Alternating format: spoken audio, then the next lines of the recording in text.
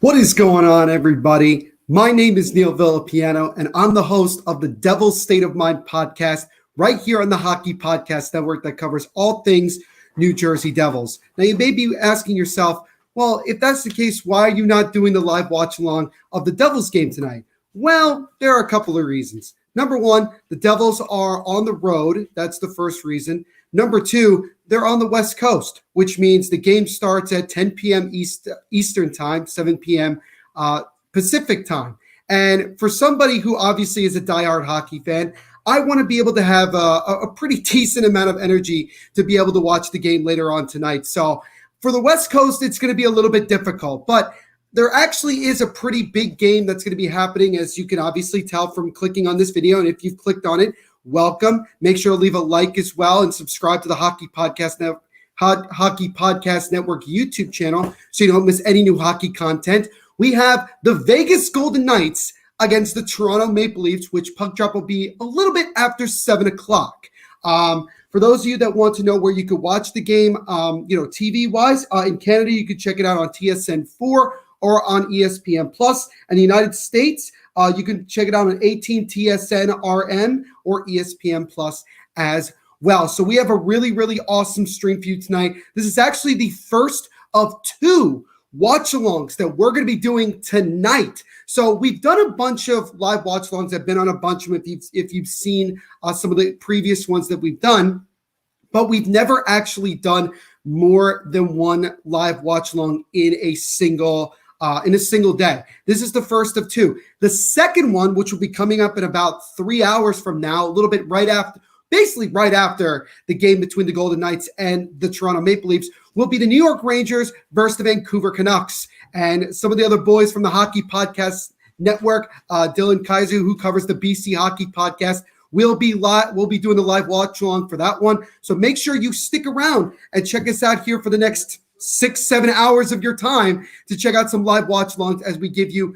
two games. First one, as you can see from here, the Vegas Golden Knights against the Toronto Maple Leafs. And then later on, we'll have our second watch along between the New York Rangers and the Vancouver Canucks. So this is going to be a lot of fun.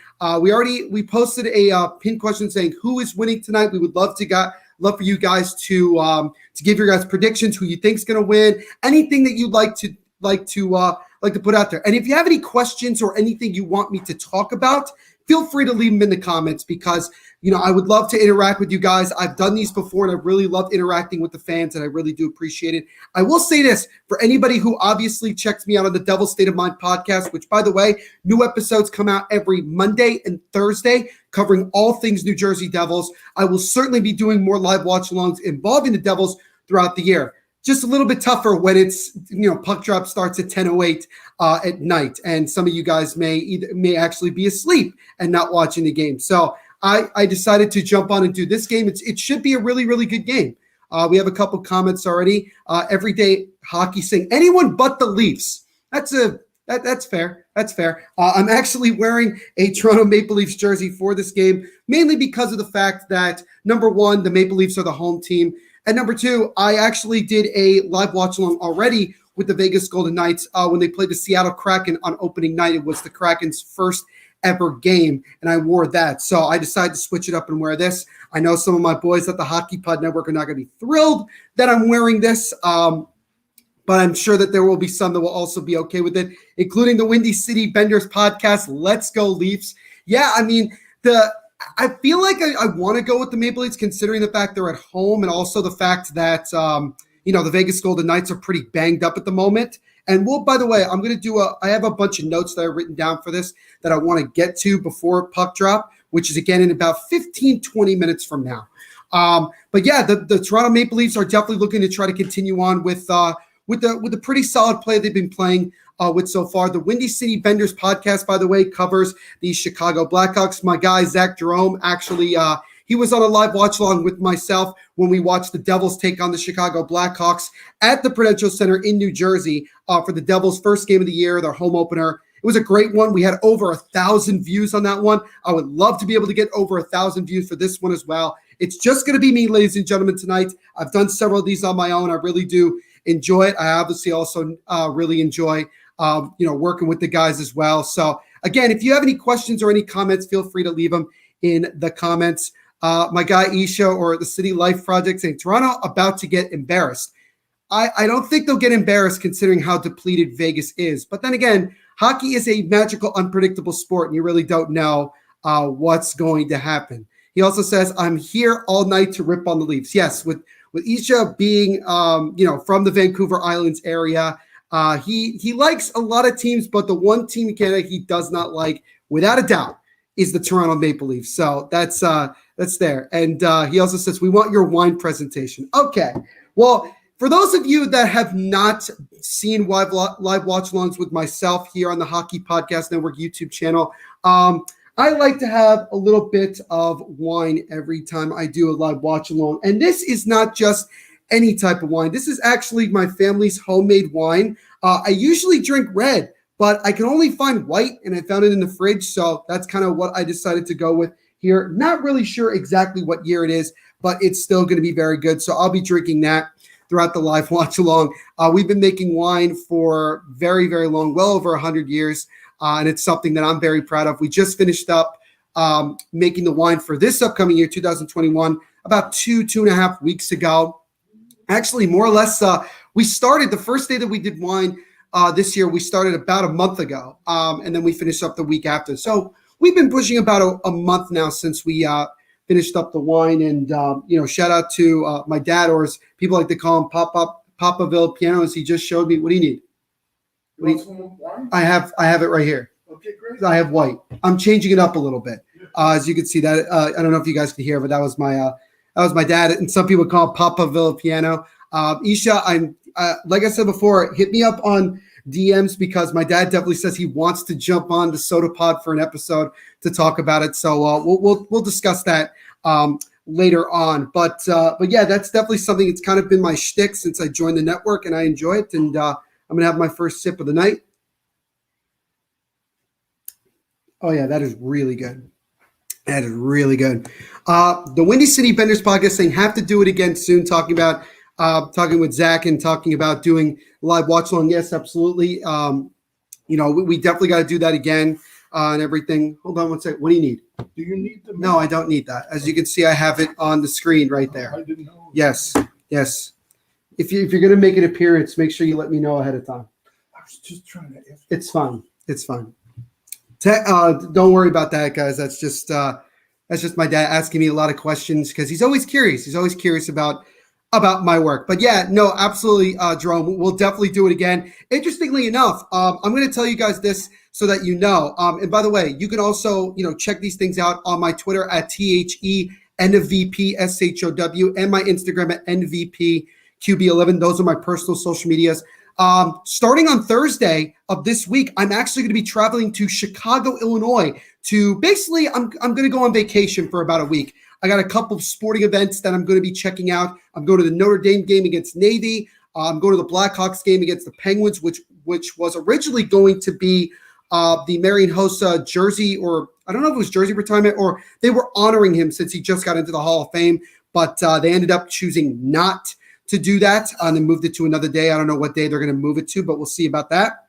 I'm also going to check out the Chicago Bulls game against the Brooklyn Nets. I'm a big Brooklyn Nets fan, so obviously it's going to be a lot of fun.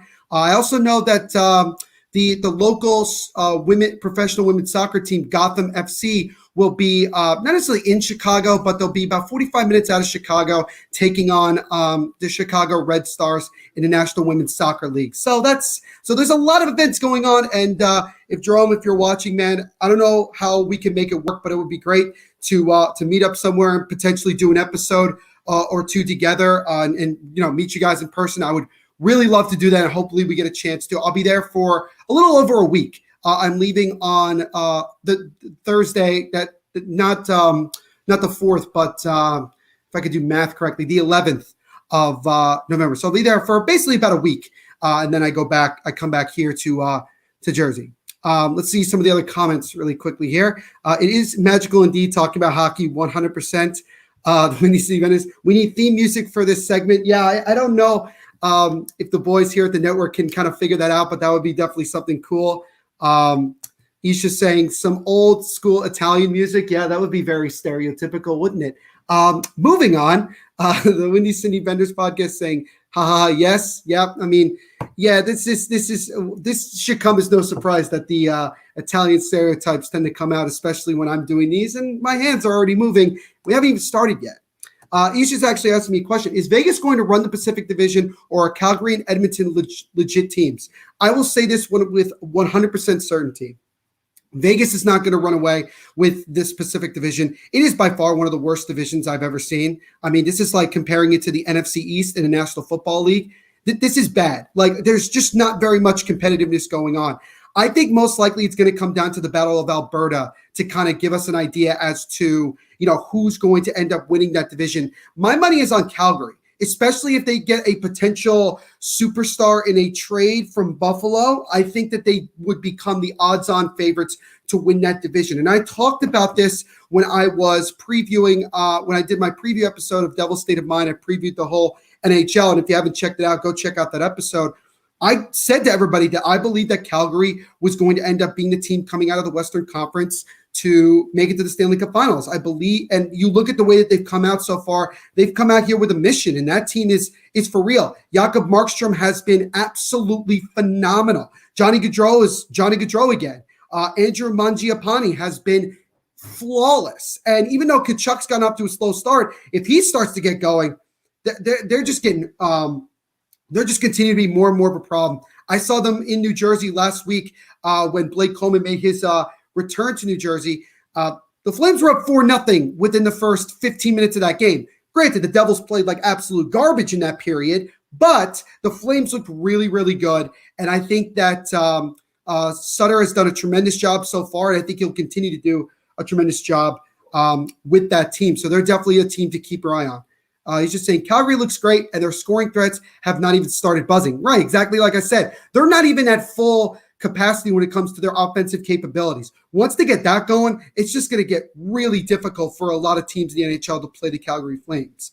He also says, dude, odds for Calgary to win the Cup are 50-1, so bet today with DraftKings promo THPN. Yes, thank you for that plug. I'll mention it as well. Make sure to check out the lovely people at DraftKings Sportsbook who sponsor everything we do here on the Hockey Podcast Network. And when you use it, please use our promo code THPN. So if you want to bet on those odds for the Flames to make it to the finals, you better get on that now, because the chance of you getting a really, really solid payday is very possible. So make sure you definitely go check that out. So we have a little bit more time here before puck drop starts. So let's I want to kind of read through some of the notes, because I actually have a pretty decent amount of notes to kind of preview this game before actually we get things started. And by the way, in case anybody wants to know, I'm not obviously able to get this game on cable. My friend actually gave me his subscription to ESPN Plus. So I'm going to be figuring that out to make sure that works so we can actually watch the game and everything like that. So I apologize for any technical difficulties up front. But let's kind of preview both of these teams going into tonight's game between the Vegas Golden Knights and the Toronto Maple Leafs. Starting with the Golden Knights, they come into this game 4-4, fifth place in the Pacific Division. They're obviously off to a very, very bad start. This is the first of a 4-game road trip. 3 of the games will be in Canada, and they're looking to try to make this now a 4-game winning streak. They're on a 3-game winning streak coming into this game. So imagine that if they didn't have that winning streak, that they were 1-4 at one point. So they really got off to a slow start. And you can say the biggest thing that you've taken away from Vegas so far is the amount of injuries to main guys that have really hurt Vegas. Max Pacioretty, fractured foot. He's out for the next 6 weeks. He's out for the next 6 weeks. That doesn't mean he comes back at 6 weeks. That means he's out 6 weeks, and then we'll see how long it takes him to get back on the ice fully healthy and ready to go. Alex Tuck, he had shoulder surgery in late July of this year. He's still out until probably late January, so they're missing him. Mark Stone, who got hurt, I believe in just the second game of the year, he's been dealing with a lower body injury, but the good news on him is that he has been recently skating with the team. So Vegas feels pretty confident that he'll be back in the lineup at some point in this road trip. I don't think he'll be playing tonight, but he'll certainly he looks like he's on track to start playing very, very soon. Zach Whitecloud, he's out week to week with an upper body injury. And talking about Zach Whitecloud, just recently, the Vegas Golden Knights announced they signed a 6-year contract extension with White Cloud through 2027, 2028, and his average annual value will be $2.75 million. A pretty solid deal with very little AAV for a guy who's continuously done very well and developed very well in the Vegas Golden Knights organization. One of the few young prospects that they haven't dealt away yet. But anyway, some of the other injuries, Matthias Janmark, upper body, he could return as well during the road trip. So that's something there. Isha's saying, love that player, talking about Zach Whitecloud. What a steal. Absolutely. An absolute steal. He's had such a quick jump into the NHL and has developed so well that this is a guy that could be one of your top 4 defensemen for years to come, especially when Vegas will eventually have to rebuild. And that will probably be within the next year or two, considering all of the factors that they've had to deal with or that they've put themselves with having to deal with over the last couple of years. Continuing on with injuries, Nolan Patrick, who Vegas acquired in the offseason via trade, he was placed on IR just 2 days ago. And with an undisclosed injury, they have literally no timetable. So we don't know what the injury is to be specific, and we have no idea when he's coming back. So he probably is the most uncertain player on this list.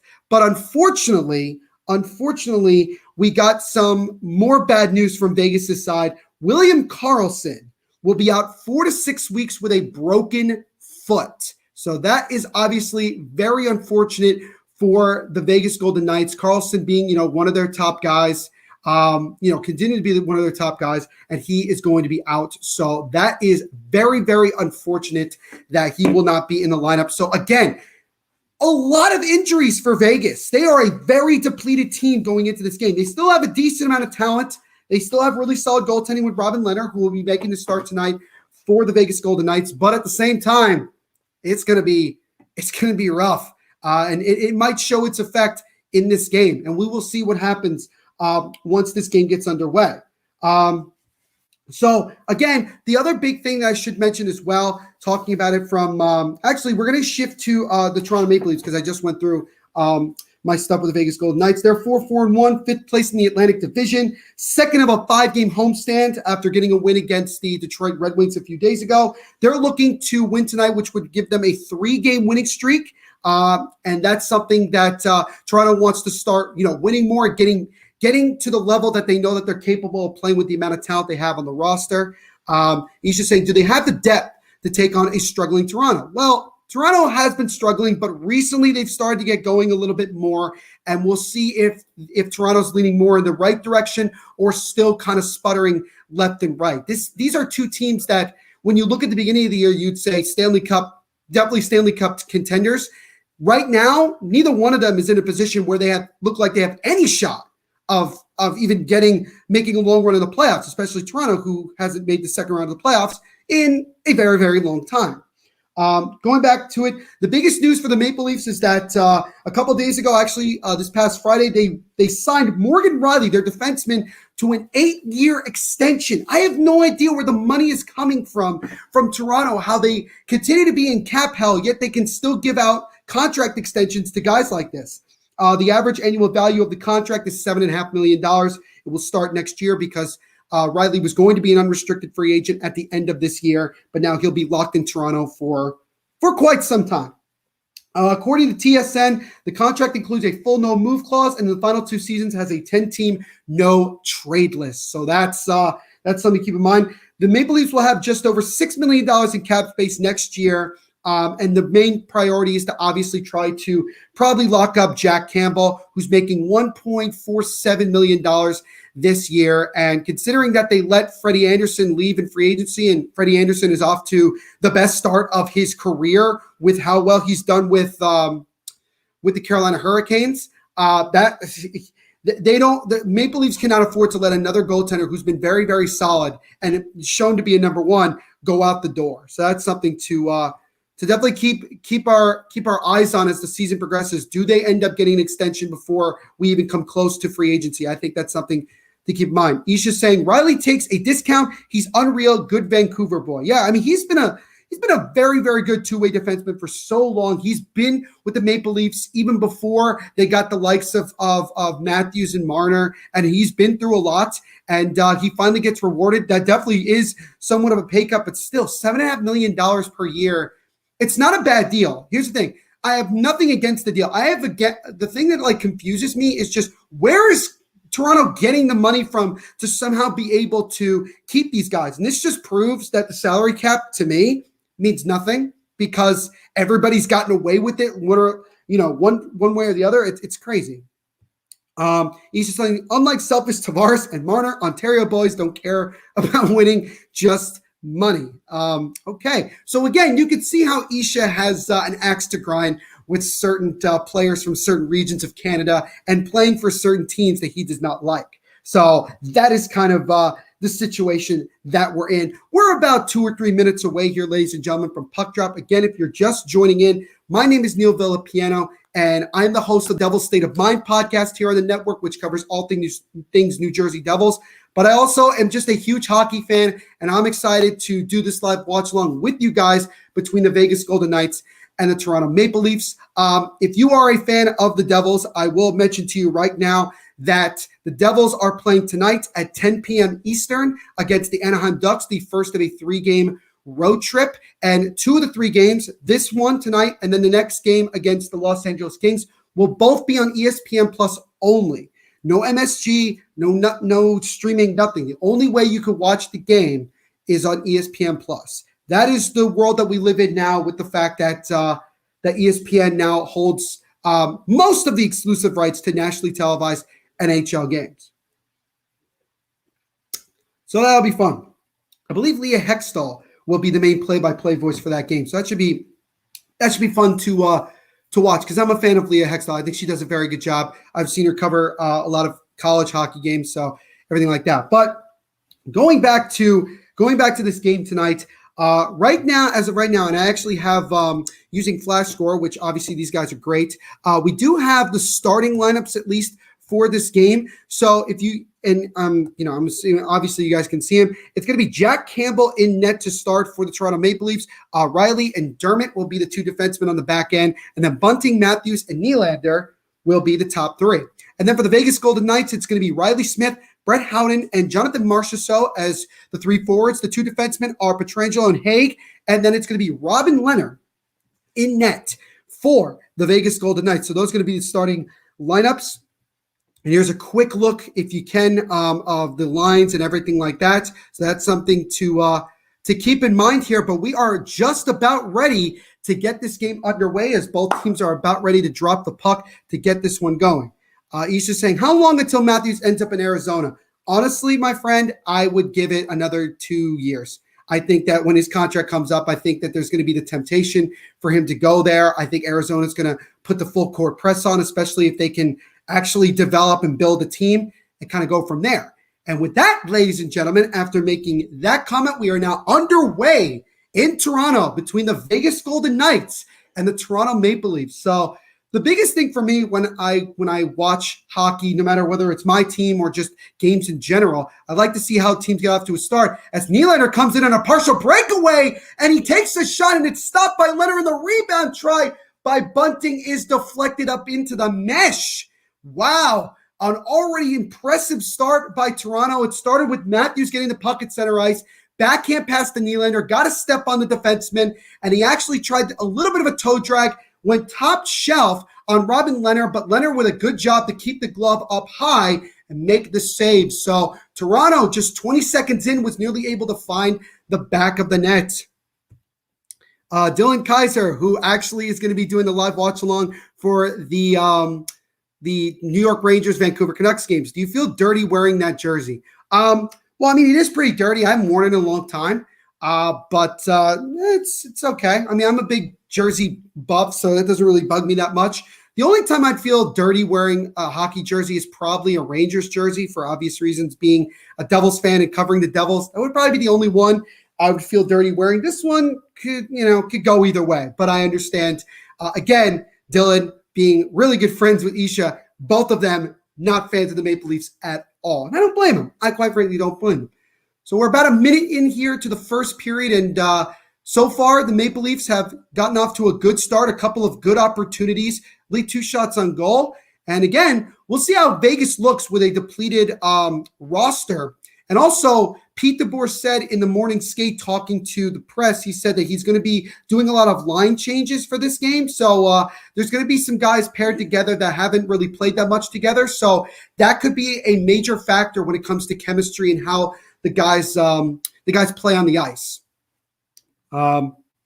He's just saying, well, actually, he was saying this before. He said, Nylander is honestly the most underrated player on the Leafs.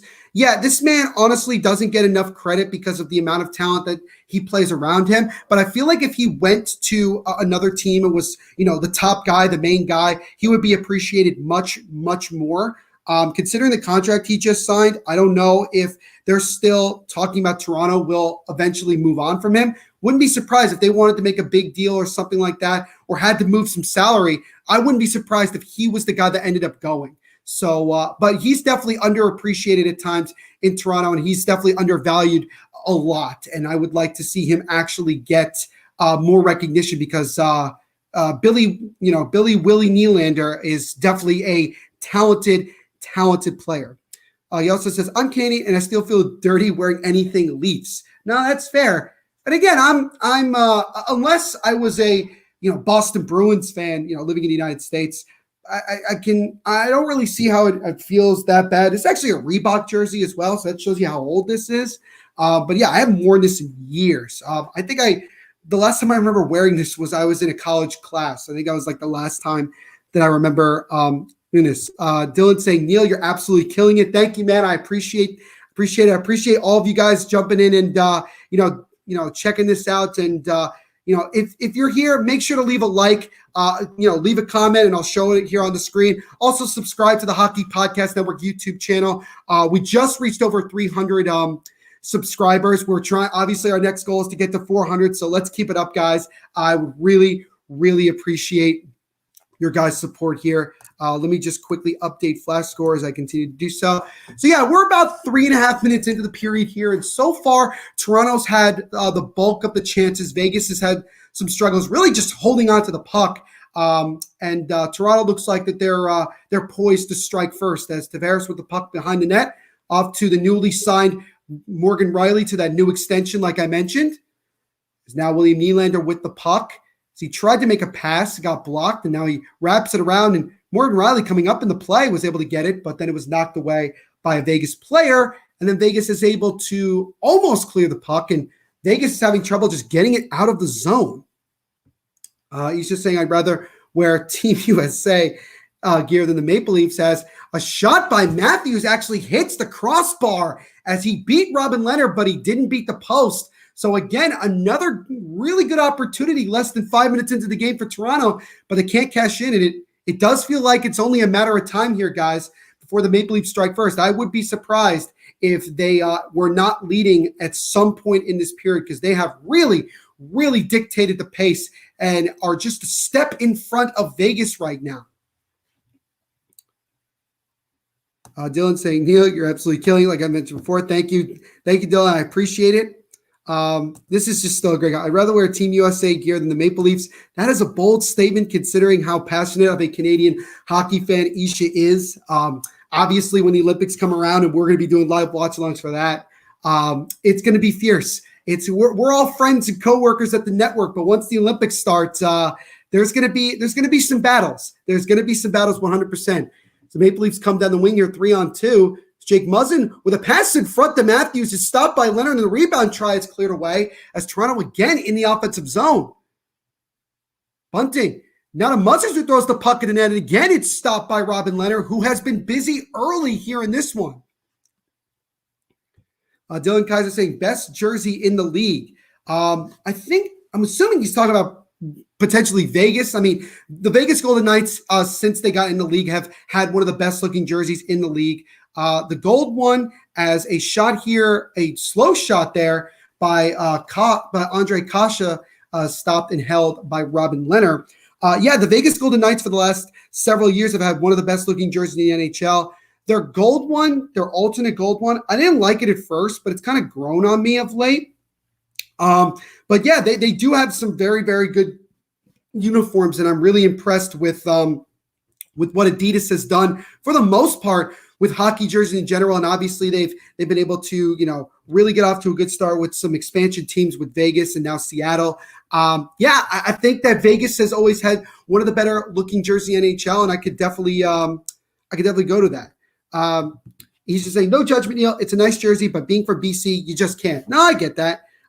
But Isha, I'll ask you this question because obviously you're from BC. Would you rather wear a Maple Leafs jersey, or would you rather wear I guess we could say Seattle Kraken because that'll most likely be a rival of the Vancouver Canucks.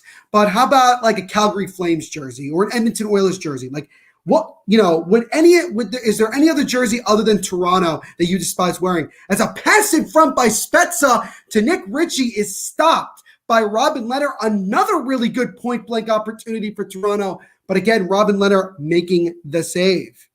Dylan Kaiser saying Kaiser, but like Kaiser Button. That's fair. That's okay. Thank you for that. I was trying to figure out how to say his your last name. I don't know. I've worked here for so long that I still have screwed it up. But then again, a lot of people screw up my last name as well.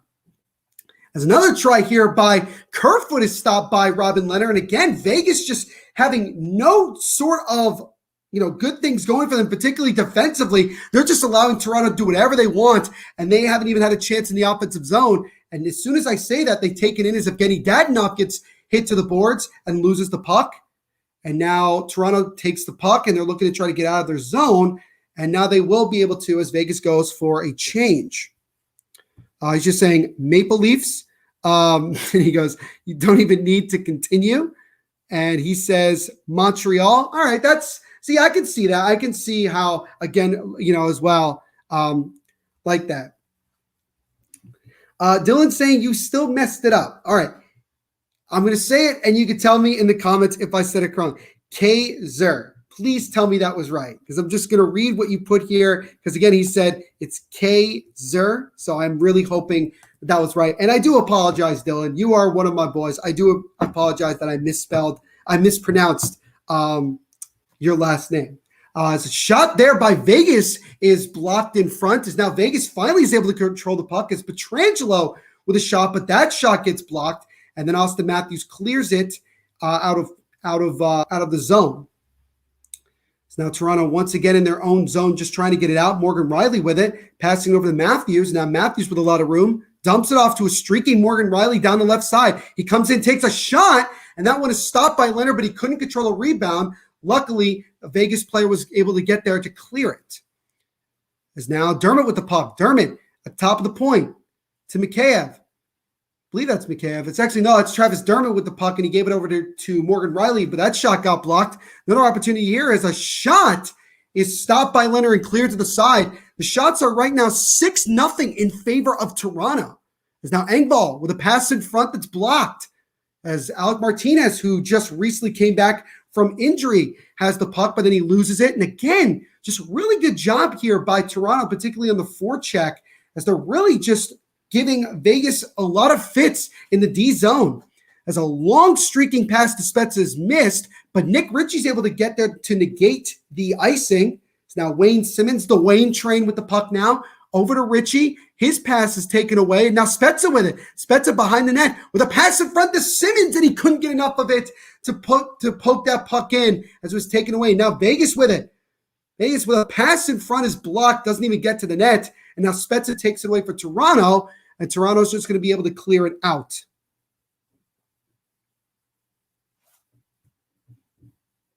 As he's just saying, I really like the Flames. My first NHL game was in Calgary. I hate Montreal almost as much as the Leafs. All right, that's a good story. So there, now I learned a little bit more about my guy Isha, about his love and hate for certain teams in Canada. So there's something to look at. Dylan Kaiser saying, "You good? All right, fair enough. I'm glad I was able to fix that." He says, "What a beauty. Thank you." He also says Neil's going to get an NHL play-by-play job from these watchalongs. Yeah, I feel like I'm just I'm trying out every time I do one of these watchalongs. I'm trying to give you guys as best coverage as I can, since you obviously can't you guys can't see the game. I'm not allowed to show it for obvious reasons. But a pass in front there is blocked by Vegas, and they just dump it out. Vegas was finally able to get a shot on goal. The shot's right now 6-1 in favor of Toronto. We actually haven't even had our first commercial break, as we're now more than halfway through this first period. Long pass to Matthews down the left side. He takes a shot, and that one is stopped by Leonard. But the Maple Leafs keep the puck in. Engvall with it now. Over to Matthews. Matthews gets pinned along the boards by Martinez. Shea Theodore now with it. Now it's taken away by William Nylander of Toronto. Nylander with a pass that's broken up, and he has to go back to center ice to retrieve it. Toronto with the puck again in the O-zone here. Matthews with it. Nice pass. Deke over by Nylander. He gets it again, but the pass, his stick was lifted. He nearly was able to get it. Now Dermott with the puck. Dermott holds, looking for somebody. Gives it over to Matthews. Matthews with the puck now. Over to Engvall. He loses it, and then he has to just fire it back into the Vegas zone. As we still have not had a stoppage of play in about 8 or 9 minutes here, and a long streaking pass to a Vegas player is broken up by Toronto. And now Marner with it now. Marner looking over for a teammate. He was looking for Kerfoot, but that pass was broken up. Tavares to Marner. Marner with the backhand, and he scores! Oh, what a beauty by Mitch Marner. He gets a pass right in the slot from John Tavares. He gets it on his backhand, and he just waits, and gets a little opening, and a beauty of a backhand goal by Mitchell Marner gets the Maple Leafs on the board first with 8.5 minutes to go here in the first period. So obviously East is not going to be happy, as he just said right here. Gross. It was an absolutely disgusting goal. You guys got to check this out. So again, Tavares gets the puck. He dekes it past, I believe that was definitely a Vegas defenseman. Not sure who it was, but he was able to get it on the backhand and beat Robin Leonard. So the shots are now 8-1 in favor of Toronto. And on the 8th shot of the game for Toronto, they find the back of the net. So that is a big time goal. Definitely a goal that definitely the Toronto Maple Leafs earned there. Tavares and Kerfoot with assists, as that shot by Pietrangelo goes wide. Now Toronto comes the other way. Engvall with it now, and he'll just dump it into the zone. But Toronto's able to get to it first. Goal here. Thank you, man. I don't speak Russian, so I apologize if I cannot pronounce or understand what that is, but I do appreciate it. He says goal, Toronto. Thank you, man. Appreciate you stopping in. We do appreciate all the support from everybody. He's just saying, I quit smoking, by the way. Good for you, man. Very happy for you. I know how difficult something like that can be, and I'm definitely proud of you, man. And you have the support and love of everybody here at the Hockey Podcast Network and everybody here on this live watch along. My guy also says goal. Yes, so we got that here. And Isha also saying goal with the lamp here. We finally get a stoppage in play with about 7.5 minutes to go in the first period. The Toronto Maple Leafs out shooting Vegas 9-1, and they take the 1-0 lead on a goal by Mitch Marner. So that's where we're at now. It's like I said, we get our first really commercial break. And speaking of commercial breaks, if I can find it here, we are going to get a quick word from our sponsors at DraftKings Sportsbook.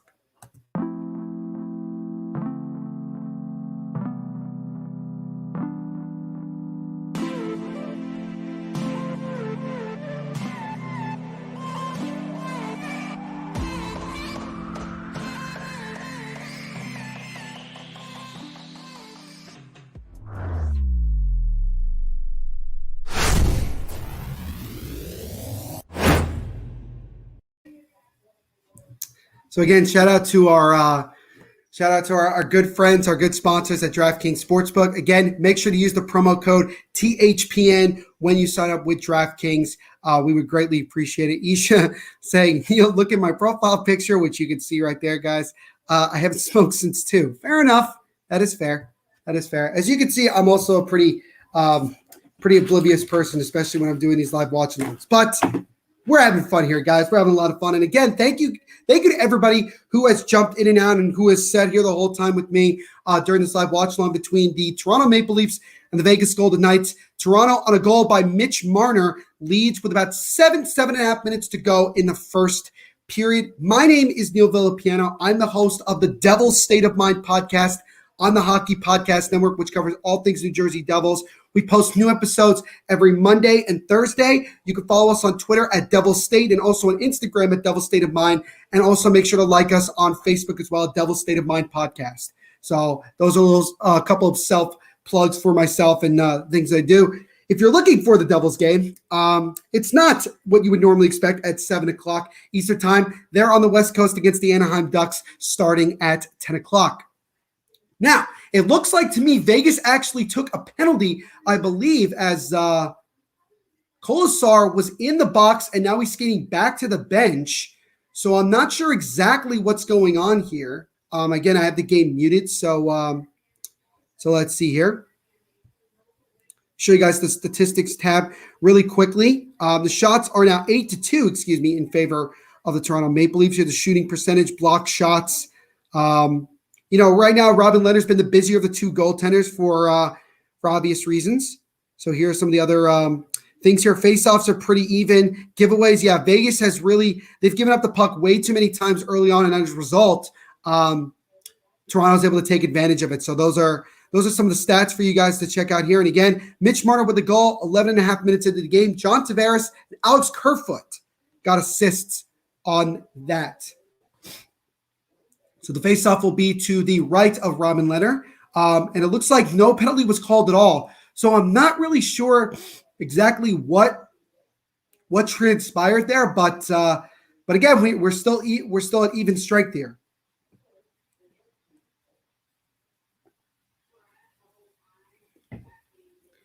As Theodore with a shot, and that one is stopped by Jack Campbell. Best shot of the game, best opportunity of the game for Vegas right there.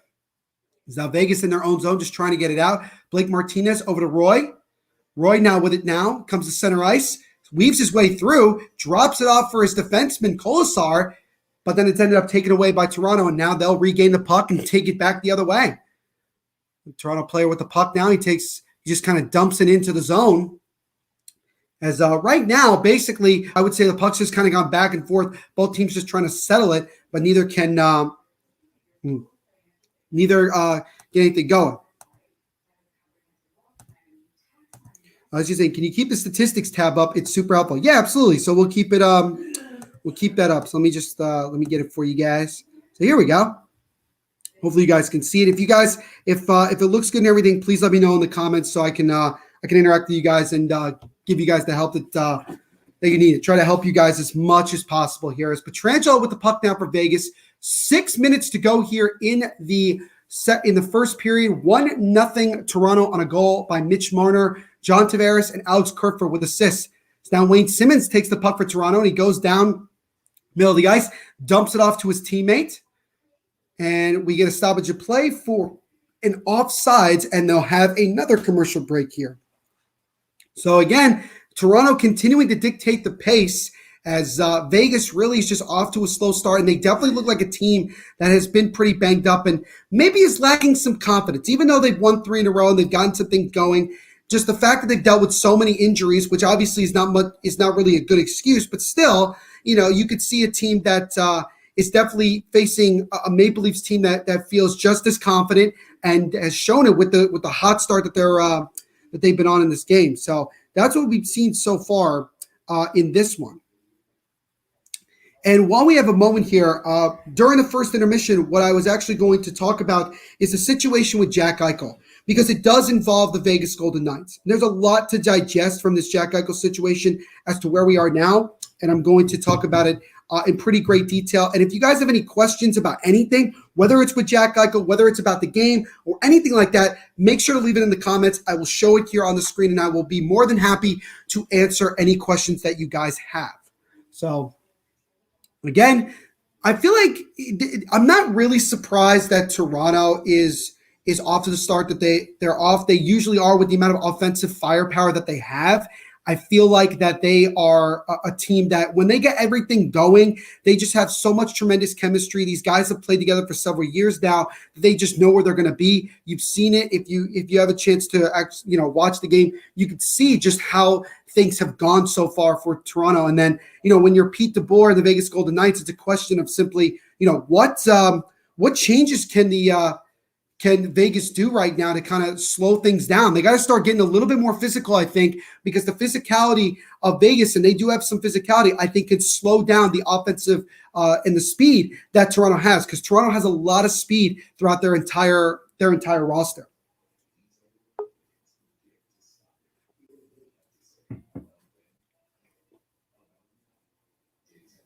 So the faceoff will be right in front of the Vegas bench, and it's won by Toronto, and they'll just dump it into the zone here. Shots are 9-2 now in favor of Toronto. 5:40 to go here in the first period.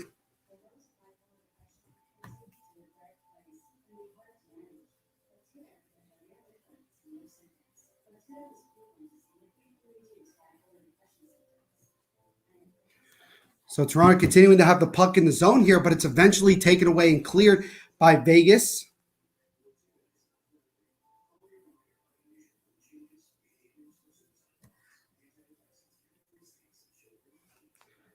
So again, Toronto just off to the solid start that I'm sure that they wanted to get off to here. As Sheldon Keefe, he preaches, this team having speed and having a lot of confidence in itself. And Toronto's gotten off to a relatively shaky start to begin the year, as a shot by Matthews hits the post.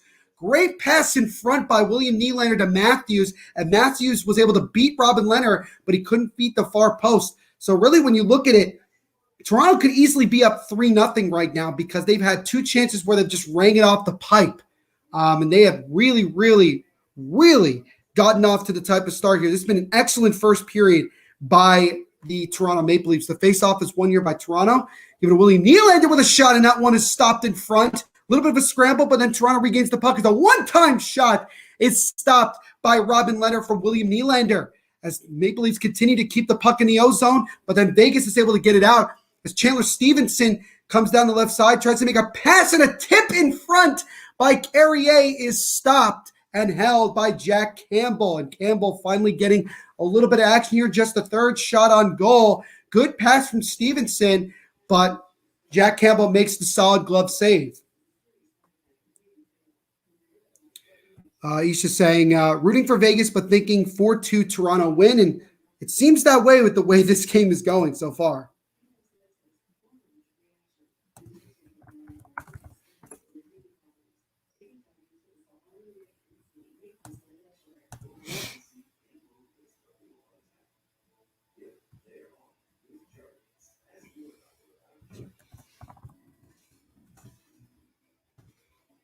So check, see a couple more comments here. If anybody can pronounce Russian and let me know what it's saying, I would greatly appreciate it, because I don't. I apologize for that. But thank you so much, man, for coming on and for commenting and showing your support. We really, really do appreciate it.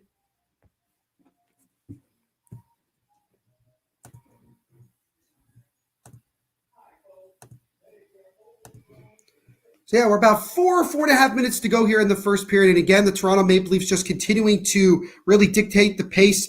Sheldon Keefe talked about it in the morning skate, how he wants his team to get off to a faster start than they normally do. That's, I think, one of the problems with what's happened with the Toronto Maple Leafs in the first couple of games, that they really just haven't gotten off to the start that they wanted. And again, it's not always about how you start, it's about how you finish. But again, getting off to a good start just can help you generate throughout the rest of the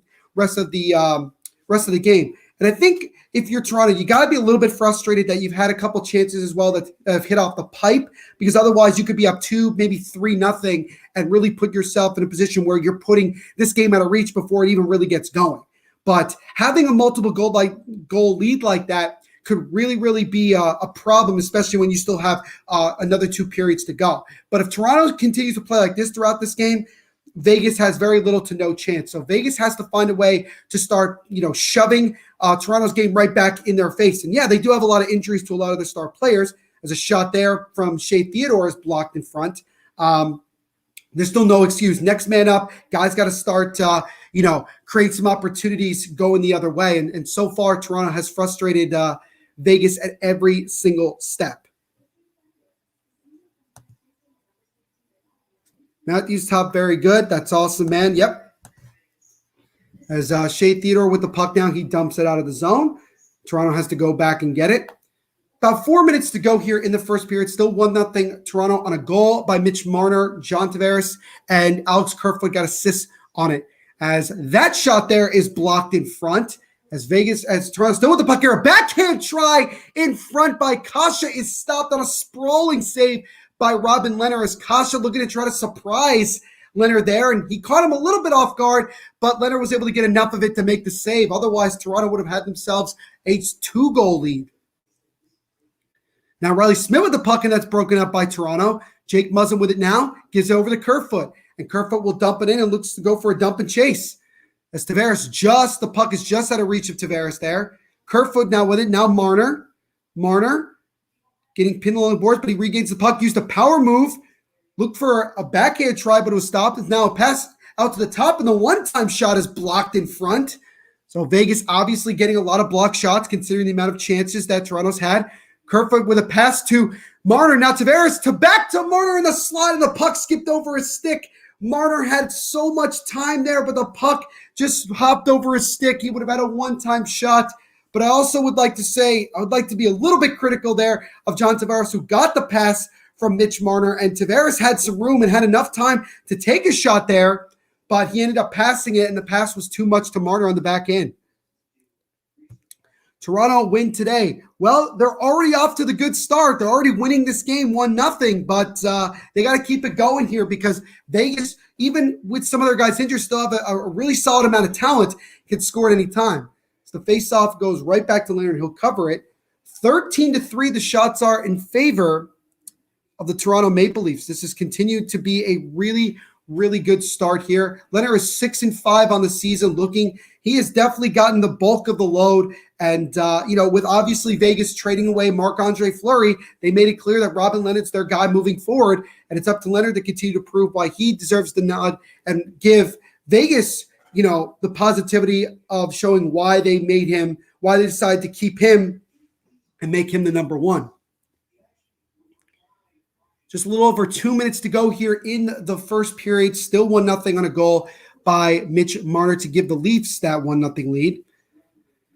As now I feel like Vegas has started to slowly but surely create some opportunities. As soon as I say that, Carrier with a shot, and that one is stopped by Jack Campbell. So one of the more solid shots, just the fourth shot on goal by Vegas, but a good opportunity there. Vegas was looking to try to surprise Campbell, but he makes the save. Total possession time, 9.5 minutes to Toronto, 5.5 minutes to Vegas. Carrier loses the puck. Now Toronto with it. Spezza being pinned by Carrier, and now Toronto regains the puck. Simmons now with it. Simmons ends up getting his stick tied, loses the puck, and then Vegas is able to just dump it out of the zone. That's exactly what they do here. Muzzin having a little bit of trouble, fires it back to Ritchie, hits his stick, and Spezza is able to get over there to win the faceoff before they called an icing there. Vegas still with it. As now Simmons whacks it down with a high stick. No call there. Minute 20 to go here in the first period. He's just saying Ovi is the best scorer to ever play.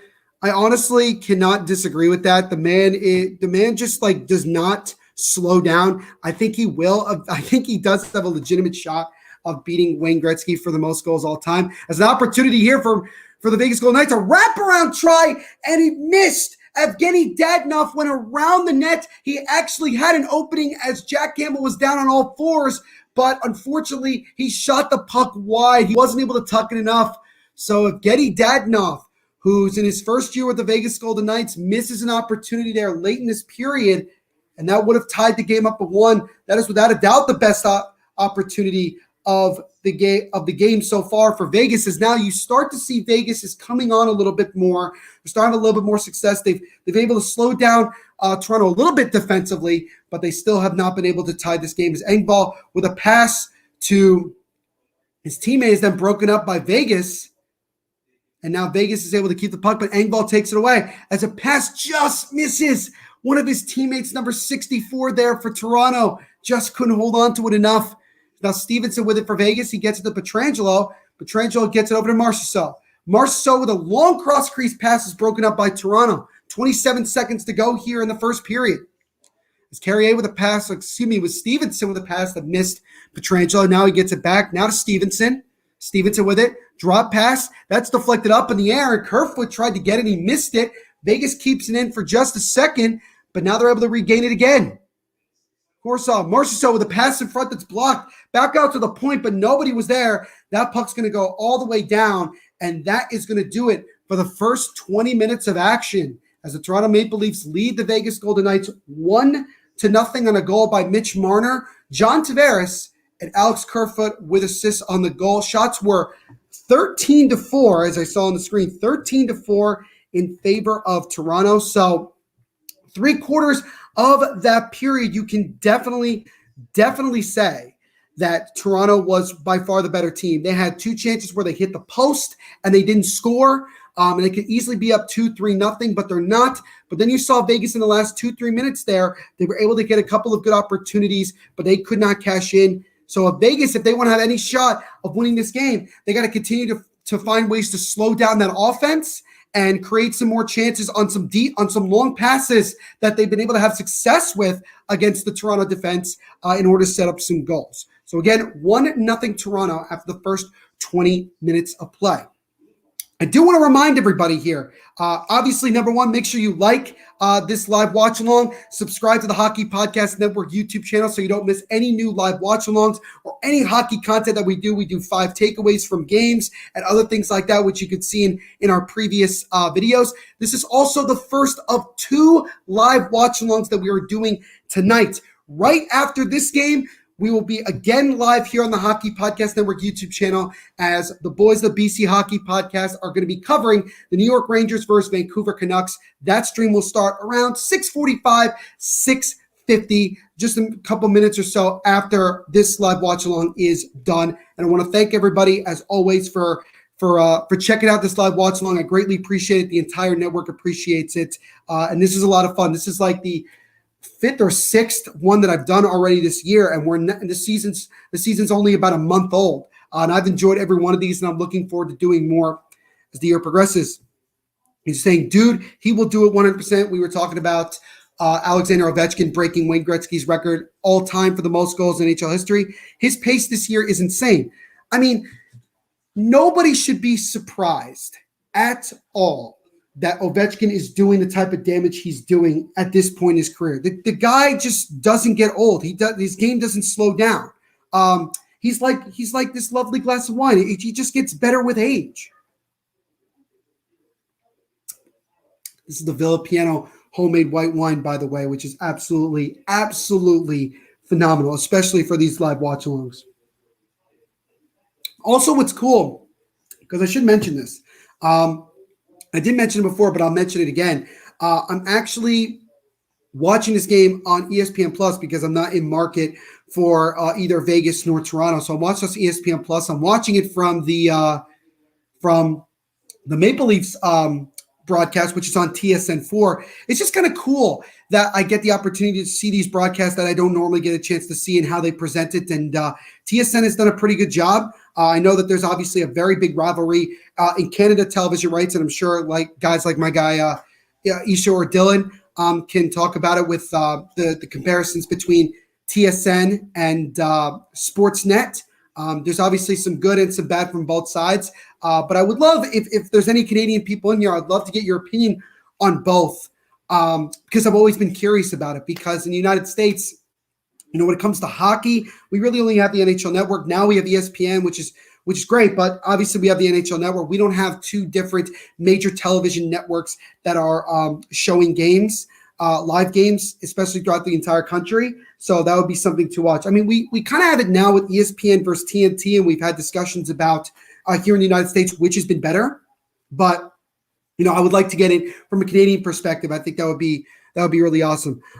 Jacob.day saying, go Vegas. And then he says, Vegas 4, Leafs 3 in overtime. All right, well, you know what? It's only 1-0 after 20 minutes. And I've said it before, and I'll say it again. Hockey is a magical, unpredictable sport, and you really never know what can happen. So for all we know, going into the second 20 minutes of action, there's going to be a lot of scoring, potentially. And also, by the way, it's only 7:45 p.m. Eastern, so that was a very quick first period. So, I mean, and again, we didn't have our first commercial break in this game until about the 8.5-minute mark. There was a good period of time where it was just constant back and forth play. Marner ended up scoring the only goal, like I said before, that we have so far, 1-0 Toronto after 20. But it's a very fast-paced period. Would not be shocked at all if the second and third period start to slow down a little bit. The biggest thing that I would say from Toronto's perspective, keep up this level of offensive play. Don't fall back. Don't do anything. Continue to come at them like that because they're going to continue. Vegas is going to continue to have problems. Jacob Date saying Mark Stone will get 2 goals. Well, unfortunately, as far as I know, he's not playing. He's still on IR, even though he should be back at some point in this. But hopefully he'll come back sooner rather than later for Vegas fans. Jacob Day also saying refs on Leafs side. I don't really know because I would disagree with that only because we haven't really had a penalty in this game. The refs really haven't done anything wrong in this game just yet. We had that weirdness where Corsair was in the box for Vegas and then he came out and there was no penalty. So I don't really know exactly what that was all about. But we have, but obviously that's that. TSN right now is actually showing Kevin Cheveldayoff, who's one of the people that he's the executive vice president and GM of the Winnipeg Jets, and he's talking about the situation with the Blackhawks scandal and Kyle Beach. I did an episode about that last week, and please go check that out for my opinion. I will just say this about what has happened with the whole Kyle Beach situation. There's a lot of people that need to be blamed for what has happened. The Chicago Blackhawks organization, the players, the coaches, they all could have done something and did nothing. Guys like Joel Quenneville, he made the right decision to step down. He should not have coached that last game when they moved to 7-0. He should not have been allowed to coach. Cheveldayoff, I don't really know exactly how much he was involved, but if the thing about it is that if they forced Quenneville to resign, why did they allow Cheveldayoff to stay in his position? That's kind of my thinking with this. So yeah, Cheveldayoff is still the GM of the Winnipeg Jets. I think he's been the GM of the Jets since they came back in the league. So that's kind of a crazy thing. He's been one of the longest tenured GMs of late. But yeah, what happened to Kyle Beach is disgusting. It's unacceptable. And I blame the NHL for it as well. I blame the NHLPA as well. I think there were so many people involved that could have done something and chose to do nothing for the last almost decade. And I really, all I can do is really hope that that something is this as big as this. And it got a lot of attention nationally. Even ESPN was talking about it. I'm hoping that this is a wake-up call and that people take this stuff seriously and never put something as trivial as sports over something as disgusting and as horrible as something like sexual abuse. Like I just hope that we never have to have a discussion like this again. But there are still people like that out there that are like Brad Aldrich, and we have to find a way to prevent those type of situations from happening again because those type of things are just unacceptable. And I'm just going to leave it at that. But again, if you want to hear my full opinion on it and everything, make sure to go check out my episode that I posted last week. It's called The Good, the Bad, the Disgusting. That's the episode. So episode 12, I believe, I believe it's episode 13 of the Devil's State of Mind podcast for season 3. So go check that out as well. And go check out all the podcasts here on the Hockey Podcast Network, where we post new content throughout the week, covering all your favorite teams, everything there is to talk about in hockey. Go check them all out. Greatly appreciate it. He's just saying, refs always on the Leafs side, except in the playoffs, considering the fact that the Leafs haven't made it out of the first round in a very long time. He also says, Mark Stone is unreal. Yeah, man, he is a phenomenal player. I think he earned the right to become the captain of the Vegas Golden Knights. He's a guy that has just become one of the top forwards in the game right now. And it's unfortunate that he's hurt, but like I said before, hopefully he will be back fully healthy relatively soon. He was skating the last week, so there's a pretty good chance he will be able to come back during this road trip. Not tonight, but maybe potentially in their next game. Jacob Date saying, it was like that in Vegas versus Montreal series because the refs was on Montreal's side. I think you can make an argument with that. You know, there are certain teams that get certain calls that go their way, depending on situations and things like that. I don't think anybody can disagree with that.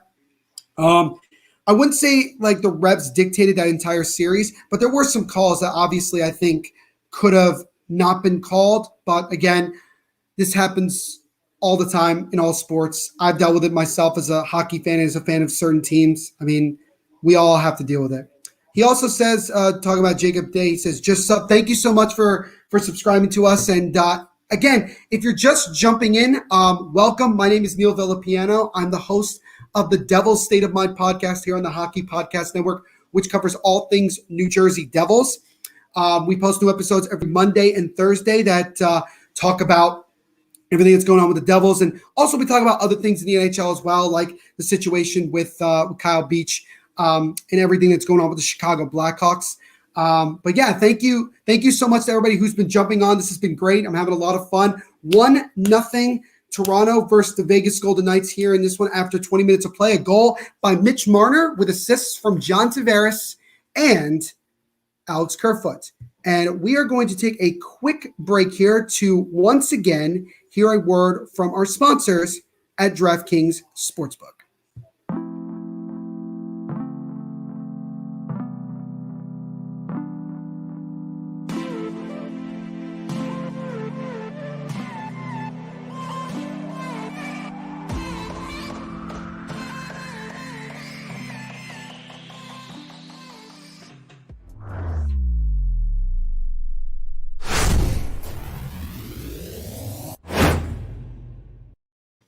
Once again, shout out to our great sponsors at DraftKings Sportsbook. When you sign up for DraftKings, make sure to use our promo code right down there, promo code THPN when you make bets and when you sign up. We would greatly appreciate if you do so. Thank you guys, as always, for your support. Jacob saying, I'm a huge Vegas fan. They're my favorite team and will always be. No problem with that, man. It's great that we're continuing to build the sport of hockey and getting new fans like Vegas fans, like Seattle Kraken fans. It's great. It's really great and exciting to see more and more fans jumping on live watch-alongs like this and just continuing to grow the community. And that's what I was saying with the hope with having ESPN and TNT doing the live broadcast of nationally televised games now for the NHL, that we start to grow the sport even more. Hopefully with the Olympics, if the NHL players go over there and the NHL does allow everything goes well, that will just help it even more. That's kind of the hope. So we'll see what happens with that. Isha saying the league loves their moneymakers. I mean, what league doesn't? I agree 100%. There are teams that have gotten a lot of things. I'll give you an example.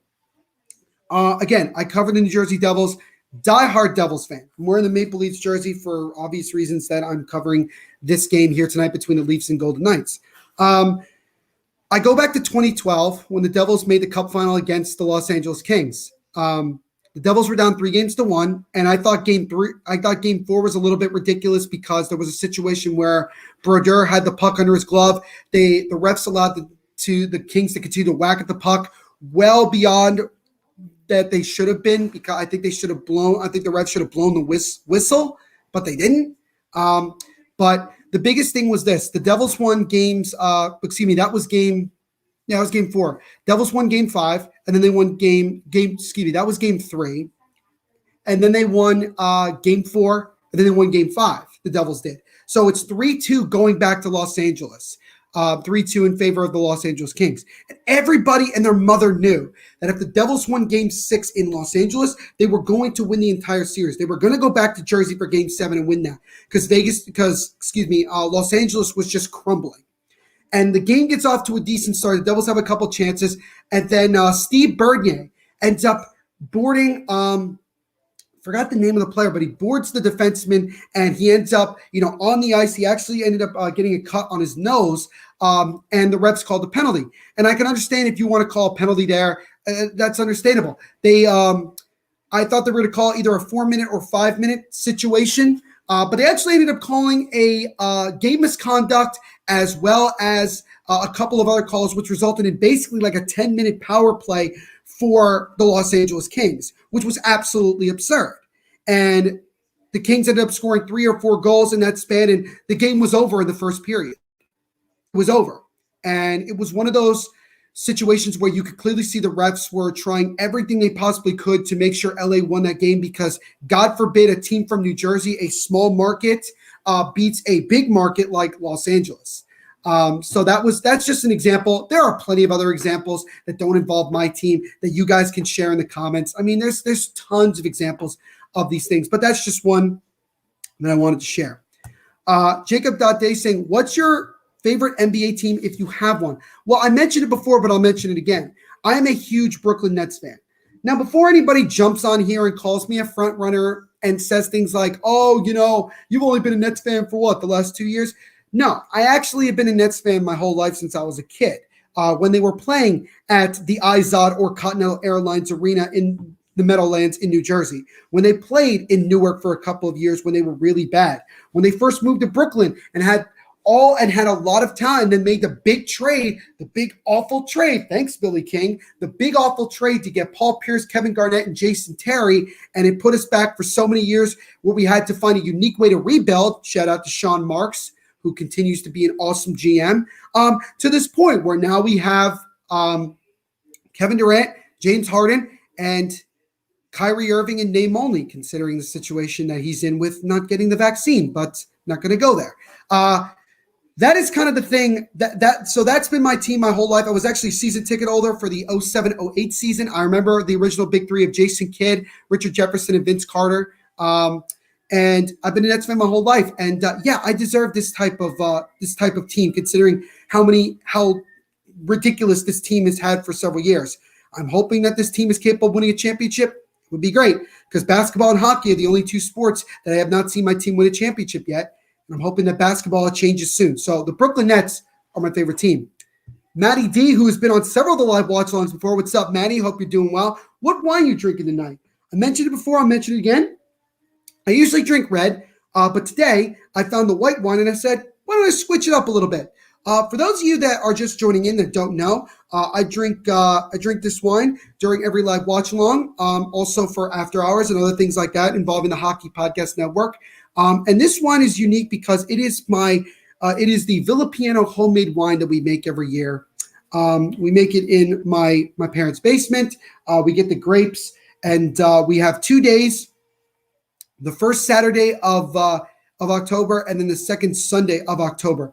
Those are the 2 days that we make the wine. We press and crush the red and the white. And before any of you say it, because I know one of you is thinking it, no, we don't step on them. We use a press that is well over 100 years old. We've been making wine for well over 100 years. That is what we use. That is what we do to make this beautiful stuff right here. And I enjoy it very much. By the way, fun fact, Gordon Miller and Ray Ferraro are the ones calling the game for TSN for this game. Big fan of Gordon Miller. Love his enthusiasm. I love Ray Ferraro as well. He's a really, really good color commentator. So it's exciting for me as just a hockey fan and don't get the chance to watch a lot of games in the Canadian network. It's great because I get a different perspective and see how they cover it. Obviously, TSN, with hockey being the number one sport, they treat hockey like ESPN treats the NBA and NFL. So that's kind of the thing I'm seeing here. But yeah, to answer your question, Matt, it's white today, and white is really good.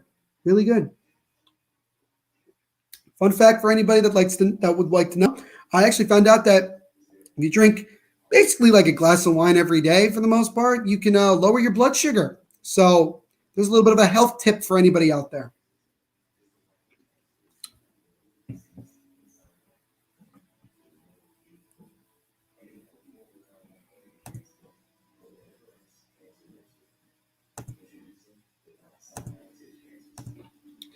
And the puck is dropped here, and we are underway here in the second period, ladies and gentlemen, of our live watch-along game between the Vegas Golden Knights and the Toronto Maple Leafs. Again, Toronto up 1-0 on a goal back in the first period by Mitch Marner. Now, William Nylander with a shot early on, it gets blocked away.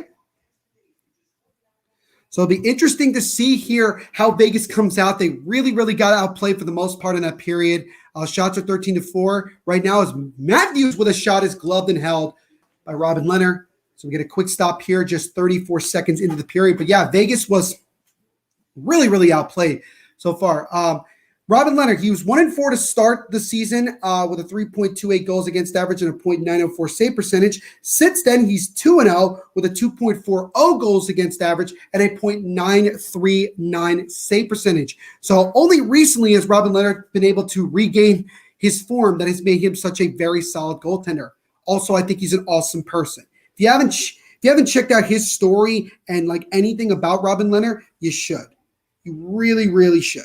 Also, shout out to my friend Kim Moisa, IslesGirl3 on Twitter.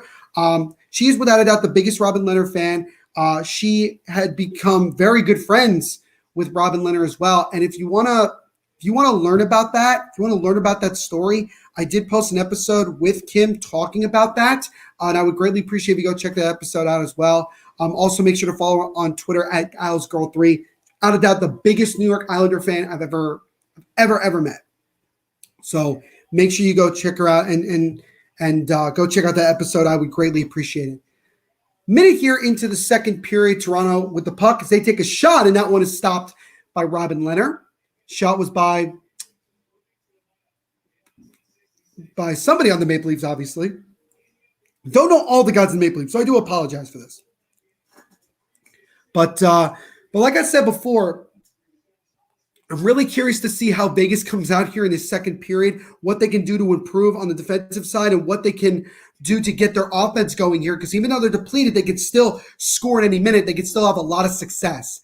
And it's only 1-0. So that's kind of another thing. Drop pass here, and it's just shot by Bunting is blocked, and it goes up into the stands and deflects out of play. We'll get a stoppage of play. We're showing Shea Theodore on the bench. I know I said I was going to talk about the situation with Jack Eichel and potentially what could happen with him in the Vegas Golden Knights in a trade. I said I was going to talk about that in the first period. I will talk about that in the second intermission because obviously we were talking about a bunch of other things that took up the time.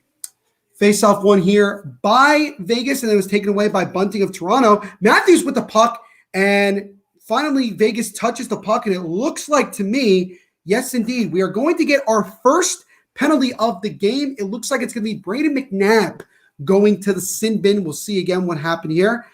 Vegas won the faceoff, and then McNabb, trying to go get the puck, ended up tripping up Michael Bunting, and McNabb shaking his head. Don't know if he agrees with the call or he's just frustrated with himself, but nonetheless, just 2 minutes, 44 seconds into the second period with Toronto already up 1-0, they go to the power play for the first time. My guy Josh Deming, who covers the Seattle Kraken on the network, Neil, drop a like and sub for this beauty. Thank you, Josh. I appreciate it, man. Hope all is well with you. I know you've been watching some Borussia Dortmund soccer, and I know Champions League is back on and everything like that, so hope you're doing well. As an opportunity here, and a shot is stopped by Leonard. The rebound try is somehow covered. What a gorgeous opportunity. It started with, I think it was Matthews that took the shot. Actually, excuse me, it was Morgan Riley who got the puck all alone on the left side. He takes the shot, stopped by Leonard with the left leg pad. Tavares is crashing the net. As we'll look at a replay here, he poke checks it. And actually, Tavares poke check, he actually cleared the puck himself by accident. Oh, no, excuse me. It was a Vegas defenseman. I believe it was Alec Martinez that was able to get over there and clear that puck or pass it right into Leonard's equipment so he could stop it. But a great chance there by the Maple Leafs. Is now Marner with a drop pass to Riley. And then Matthews with a shot, and that one ends up either going wide or stopped by Leonard, and then the net is dislodged, so we're going to stoppage here. So Toronto coming out again like a house on fire, looking to try to extend that 2-goal lead. As on the replay of that last shot by Matthews, it looks like it actually did beat Leonard, but it hit the post. So if that is the case, that is the third time in this game already, and we're not even halfway through the game, that Toronto has hit the post and has been denied of scoring a goal.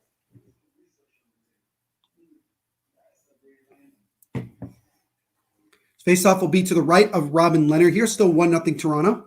Faceoff is won by Vegas, but then blow the whistle for a dead faceoff. Chandler Stevenson's on the ice for Vegas. He's obviously been their, one of their main offensive weapons, especially through this tough time. He's off to a really good start. Faceoff won by Toronto. Matthews over to Riley, now to Marner. Back up to Riley. Over to Matthews on the left side. Matthews waits, fakes him out, Drop pass back to Riley. Riley with a wrist shot, and that one is blocked in front. Marner regains the puck now. Marner with a drop pass to Nylander is blocked in front by Stevenson. But Toronto keeps the puck. Tavares down with it, loses the puck, and then Alec Martinez is able to clear it. And finally, Vegas will be able to get a little bit of a breather here. Now Tavares with the puck. Tavares drop pass to Marner on the left side. Marner over to Matthews, loses the puck, but Nylander gets it. Nylander now to Matthews. Back up to Nylander at the top. Has a little bit of trouble with it, now regains it. Matthews, now to Tavares. Tavares with a shot in front, and that one is stopped by Robin Lehner. Great save there by Robin Lehner with Tavares all alone in front. Now Nylander with it. Nylander waits, pass over to Matthews with a shot, and he scores! It's Austin Matthews, top shelf over the right shoulder of Robin Lehner on the power play. And the Toronto Maple Leafs have extended their lead to 2. It's now 2-0 with about 3 minutes in to the second period. That was coming. You could see it how Toronto was doing a great job keeping the puck in the O-zone, creating some chances. Nylander makes a great pass over to Matthews. Lehner tried to get over there in time, but couldn't. And just like that, Austin Matthews, the man, number 34 in blue, with a great shot, beautiful shot, an Austin Matthews type goal. And Toronto makes the Vegas Golden Knights pay on their first power play of the night. So now Toronto has that all-important 2-goal lead. Has a big-time goal there at the 2:59 mark. William Nylander and Mitch Marner with assists. So Marner with a goal and an assist for Toronto as Roy with a shot. Now with a stop. And then it comes right back out to Lehner, and he hit the back of him. That was a crazy situation there where Roy takes the shot. It was blocked by a Toronto defenseman, and then it came right back out in front of Lehner. Well, not really in front. It actually hit the backside of Jack Campbell, and it nearly redirected in anyway. So that was nearly a disaster of a situation, but Campbell's able to cover it, so it's still 2-0 Toronto.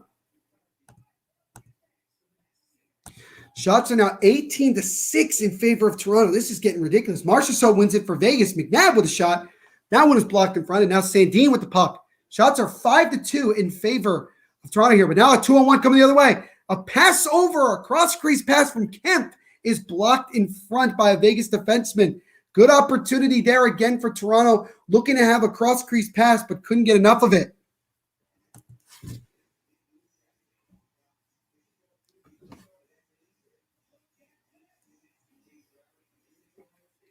Boy, TSN really loves showing like 30 different replays of the Matthews goal. They've shown many. It's actually a good screen, a little bit of a good screen by Tavares, who was kind of coming from left to right there and maybe distracted Leonard just enough. But it was just a beautiful goal by a very talented Austin Matthews.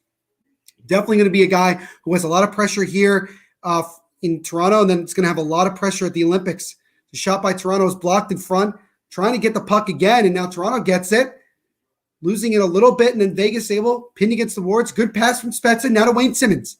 Simmons with the puck, drops over to the defenseman. He takes a shot, and that one is blocked in front by Vegas, and now they'll take it the other way for a second. And then Amadio, who actually was just picked up off of waivers from Toronto, going to Vegas, lost the puck there, lost the stick. Now an opportunity. Spezza with a shot, and that one just goes wide. He went top shelf, but he didn't get it on net. So now Vegas has it in the offensive zone. Trying to get something here, but again, Sandin gets it away for Toronto, is able to get it and clear it. Now Spezza with it, and he'll pass over to Richie, who will dump it as both teams will make changes. So again, Vegas just really not generating much of anything here, as now their deficit is 2. And they got to get something going here, or Toronto's on the verge of, really, really putting this game out of reach. As now Brody pass it over. Intercepted by Vegas, but then taken away by Alex Kerfoot. Kerfoot behind the net, dumps it over to Morgan Riley. Riley, now he gets it over to Marner. Marner now coming down the way. One-time pass to Tavares, and that one is stopped by Lehner. Great one-time pass from Marner to John Tavares, but it is stopped by Lehner. As again, Toronto looking to try to see if they can extend their lead to 3. 19th shot on goal already in this game for Toronto. 19-6 are the shots in favor of the Maple Leafs, with about 5.5 minutes here into the second period. Muzzin with a pass, trying to find somebody for Toronto, but it's broken up. Now Shea Theodore with it for Vegas. Theodore gets over to his teammate. Now a pass there to Martinez is missed. He'll have to go back and regain it. Now Matthews with the puck now. Matthews up to the top to his defensive partner. Matthews with it now. Loses it. Martinez with it. Excuse me, that was Theodore that has the puck. Now, Toronto again with some good forechecking, but eventually Vegas is able to regain the puck and clear it down. Riley Smith trying to get there first, but he cannot, and Toronto takes it away. Drop pass to Nylander is blocked, and Nylander regains it. Nylander with it. Try to get it to center ice. He does. Tried to dump it, but it was blocked in front by Roy. Now Kemp with it. Kemp gets a pass blocked. Pass over, and another pass is blocked. So right now, both teams having trouble just getting it past center ice. And now Toronto gets it, and they're into the O-zone. Toronto.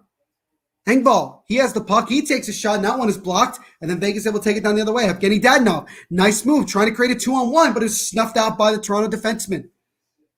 So again, just nothing really going right now for Vegas. The only thing I've noticed is that the long passes seem to be the ones that are working. But Toronto looks like that they've made some defensive adjustments, which is good. Now Kasha with it. He gets pinned along the boards by McNabb. And now Spezza trying to get the puck away, but he can't. Nick Cousins tried to poke it away. Carrier now with it. Carrier will take it in himself, looking for a trailer. He goes on the right side. Use the power move behind the net. And now again, Toronto players pinned along the boards. It's Wayne Simmons. Vegas gets the puck in the O-zone. Here they go. Pietrangelo with a shot. And that one just goes wide as Campbell's hit down. Doesn't look like there's any penalty called there. I mean, if the puck had gone in, probably they would have called a goalie interference there. But Simmons now with it. He dumps it in. Pietrangelo will get it. Won't go enough for an icing. There's 12:25 to go here in the second period. Maple Leafs just took a 2-0 lead on a power play goal by Austin Matthews. Nylander and Marner with assists on that last goal. So one-time shot there goes wide of the net. Good one-time shot there by the Vegas player, number 14, but it goes wide. We'll get our first commercial break here of this second period. 2-0 Toronto on the most recent power play goal by Austin Matthews. Kent Ung saying Vegas 4-2, Leafs final. Leafs lost bad, lucky Leafs. So obviously some Vegas fans still feeling pretty confident that they could have a chance to win this game. But right now, like I've mentioned it before, the biggest thing that you're noticing is that Vegas is just struggling to generate anything offensively. I feel like they've had some good success defensively, but that was a bad penalty by McNabb, which resulted in a goal scored by Matthews on the power play to make it 2-0. But the biggest thing for me is that, Pete DeBoer's Vegas Golden Knights offense has generated really not much of anything, only 6 shots on goal.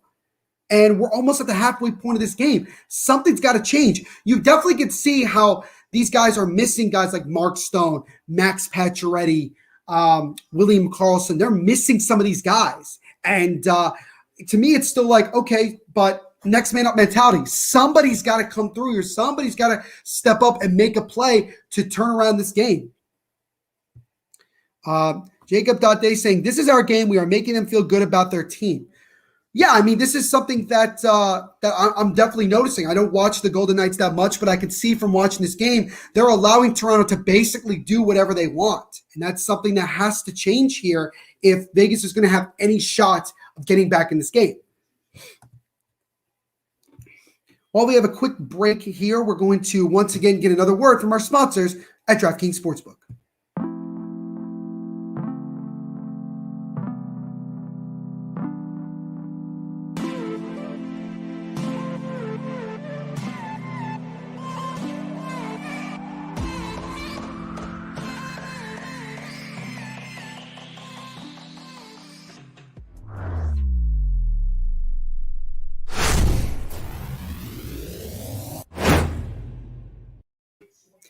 As always, shout out to our wonderful sponsors at DraftKings Sportsbook. Again, if you're signing up at DraftKings, as you can see in the bottom right corner of your screen, make sure you use the promo code THPN when you sign up. Again, thank you to DraftKings for sponsoring this watch-along and all the things going on at the Hockey Podcast Network.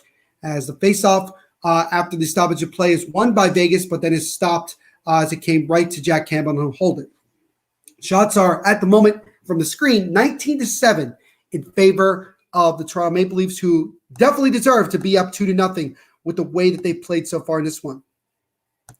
Jacob.day saying since they can't win a game. Yeah, I mean, Vegas has been struggling a lot. They have been playing better. They're on a 3-game winning streak going into this game, but they still are obviously having some struggles with a lot of their main guys out of the lineup right now.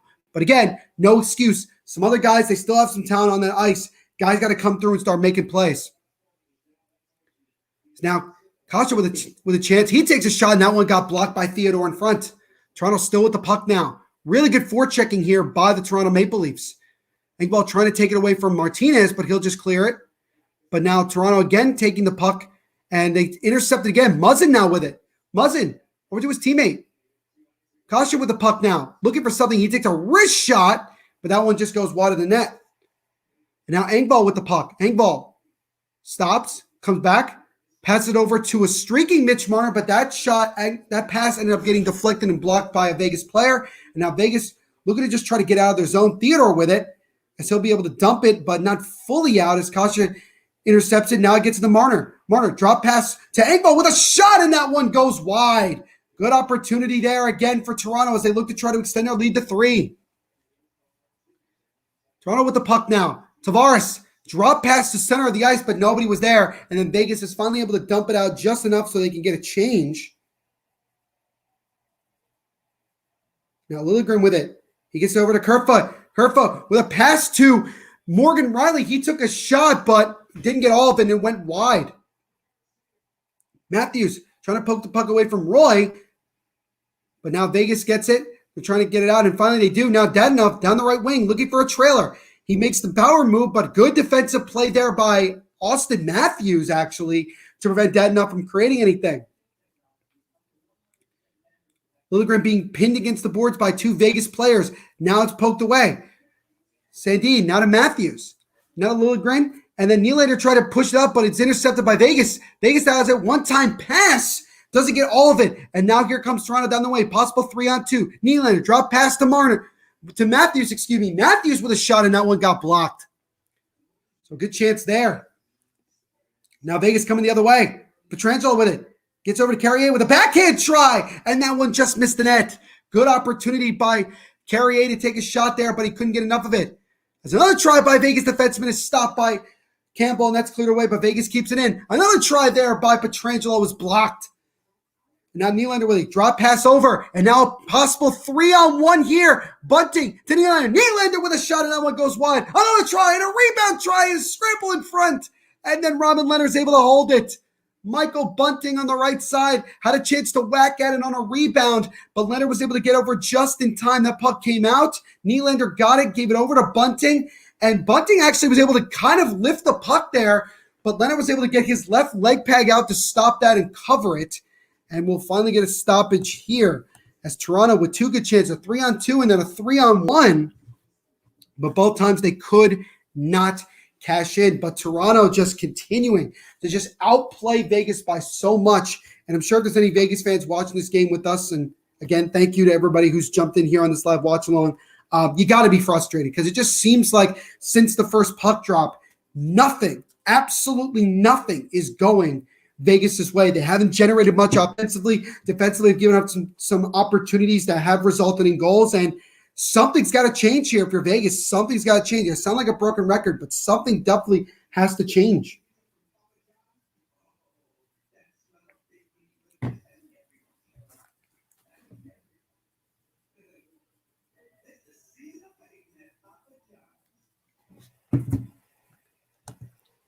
Jacob Dade saying W goalie for Vegas. Yeah, I mean, Leonard definitely, even though he's given up 2 goals, has, done everything he possibly can. He stopped 17 of 19 shots. Really, he just hasn't gotten a whole lot of support, particularly offensively. It's just really something that that has not gone well here for Vegas. Josh Deming saying, I like Kent's way of thinking. Yes, but if you missed it before, Kent said, Vegas 4-2, Leafs final, Leafs lost, bad, lucky Leafs. So Kent is definitely still believing that Vegas can come back and score the next 4 goals and win this game. Hockey's a magical, unpredictable sport, ladies and gentlemen, so anything can happen here. Let's see what happens. Josh Deming saying, to be honest, though, I picked Austin Matthews for my Tim's pick today. All right, well, that's a good pick. That is a good pick. I mean, he has a goal in this game. Wouldn't be surprised if he found the back of the net again or got himself an assist. If anybody has Marner, you're definitely having a great day. Marner's got a goal and an assist in this game, so he's obviously had himself a really good game. As Peyton Krebs, who has been the talk of of being a main guy in a potential trade, goes down the wing, and he actually ends up drawing a penalty. So Vegas finally gets a chance here, still down only 2-0. But they get an opportunity to maybe see if they can cut the deficit to just 1. Show the replay, Krebs coming down the right side, and it was Liljegren who kind of lifted the stick and ended up hooking Krebs. And as a result, the refs saw that, and we get just our second penalty of the game, first against the Toronto Maple Leafs. Liljegren did not like that call, but hey, a hook is a hook. So that's what we get at the 10:49 mark. So 9:11 to go here in the second period. Toronto up 2-0, the most recent goal on the power play by Austin Matthews. But Vegas now, with their first power play of the night, like I mentioned before, haven't done a whole lot, but this is a chance nonetheless. But a bad job there by Shea Theodore is nearly taken away shorthanded by Mitch Marner there, but he's able to regain it. And then Theodore dumps it in his zone, but it's too far, and that'll be an icing. So things nearly went disastrous there as we're just 18 seconds in. Theodore tried to dump that off to one of his teammates, and good job there by the stick of Mitch Marner to nearly create an opportunity. And Mitch Marner just wincing a little bit there as he's definitely frustrated that he almost created a shorthanded chance. Faceoff is cleanly won by Toronto. Good job by Kerfoot there. Vegas Golden Knights are 0 for 15 on the power play in their last 8 games. The shot there by Kasha is blocked by Theodore and out of play. So not even 30 seconds into this power play, and Toronto's already had 2 really good chances. The most games with 0 power play goals to start a season. Vegas right now is tied with the 96-97 Red Wings and Boston and 77-78 Bruins for the 3rd most all time. The Buffalo Sabres from, I think, 2010 have the longest streak, and I believe that was 10 games. So that's a little bit of a, I don't know if you want to say fun fact, but it's just something to point out. Now Roy with it. Here's over to Pietrangelo. Vegas still in their own zone, just trying to move the puck up. Pietrangelo, drop pass to Peyton Krebs. Now gives over to Stevenson. Vegas able to get in the zone. Can they control the puck? Vegas player being pinned along the boards, and then Toronto's able to clear it. So we're about a minute now into this power play. And so far, not much of anything. Toronto's penalty kill, 85.7% at home, which is 11th best in the National Hockey League. So they have had a decent amount of success. They're trying to continue to do it here as Muzzin dumps the puck out, go all the way down. Leonard has to play the puck. Gets over to Pietrangelo. Gets it over to Coruscant. Pass over there in the middle of the ice to Stevenson. Stevenson loses the puck. Toronto regains it. And a dump pass over to Engvall just missed him. Otherwise, he would have been off to the races. 30 seconds to go here on the Liljegren hooking penalty. Roy now with it. Gets over to 52. Not sure who 52 is, actually. 52, drop pass over to his teammate. It looks like it's Stevenson. Stevenson, he dumps the puck into the zone. Campbell tried to play it, but just missed it. But now Marceau with it for Vegas. And then it's taken away by Toronto, and they'll clear it with 8 seconds left. And that will pretty much do it for what was a for the most part, very lackluster power play by Vegas. But it's intercepted now by Mitch Marner. He'll pass it all the way back down to the other side. And Muzzin trying to get there first. He's definitely at the end of his shift. He's able to clear it over. Liljegren now over to Marner. Marner drop pass to Matthews. Matthews back to Marner. Marner going up the center of the ice. Weaves his way through. Drops it over to Matthews. Matthews now to Engvall. Now pass is intercepted by Vegas, and they'll dump it out of the zone, and it's going to go all the way down. Will be enough for an icing. Looks like it's not. Sandin got there, but not enough to be called for an icing. But Vegas now 0 for 9 to start the year on the power play. That breakout pass was blocked by a Toronto player, but then Vegas able to get it back. 6:26 to go here in the second period. Still 2-0 Toronto. Now Nylander with it. Nylander tried to deke his way through Martinez, but it was broken up. Martinez now with it. Slows it down. Waiting for something. He makes a dumb pass that ends up getting taken away in midair by Austin Matthews. Now Toronto with the puck behind their own net. Sandin with it. Having a little bit of trouble. Peyton Krebs trying to poke the puck away, but he can't take it away. Now Spezza with it. Spezza loses it to McNabb. Now comes Vegas down the other side. Here's Peyton Krebs. Krebs loses the puck, gets hit hard, no penalty called. He's over the top of the point. McNabb wraps the puck around the boards, taken away. Now Vegas has it, 22. Nice stop move. Still has it. Lose the puck behind the net. And now Sandin was out of stick, but he's able to regain it. McNabb with a shot, and that one is stopped by Campbell. As finally, Vegas gets the 10 shots on goal with 5.5 minutes to go here in the second period. And it's taken away by Simmons, and we get a stoppage of play, and it looks like we're going to get a hooking penalty, and it's going to be against Wayne Simmons of the Maple Leafs. So with a little over 5 minutes to go here in the period, with Toronto still up 2-0, Vegas will go to its second power play of the game. They had no shots and didn't really come close on their first power play, but now they'll get an opportunity here on their second one to once again see if they can cut the deficit to just one. And while we get a stoppage of play, once again, we will hear from our sponsors at DraftKings Sportsbook.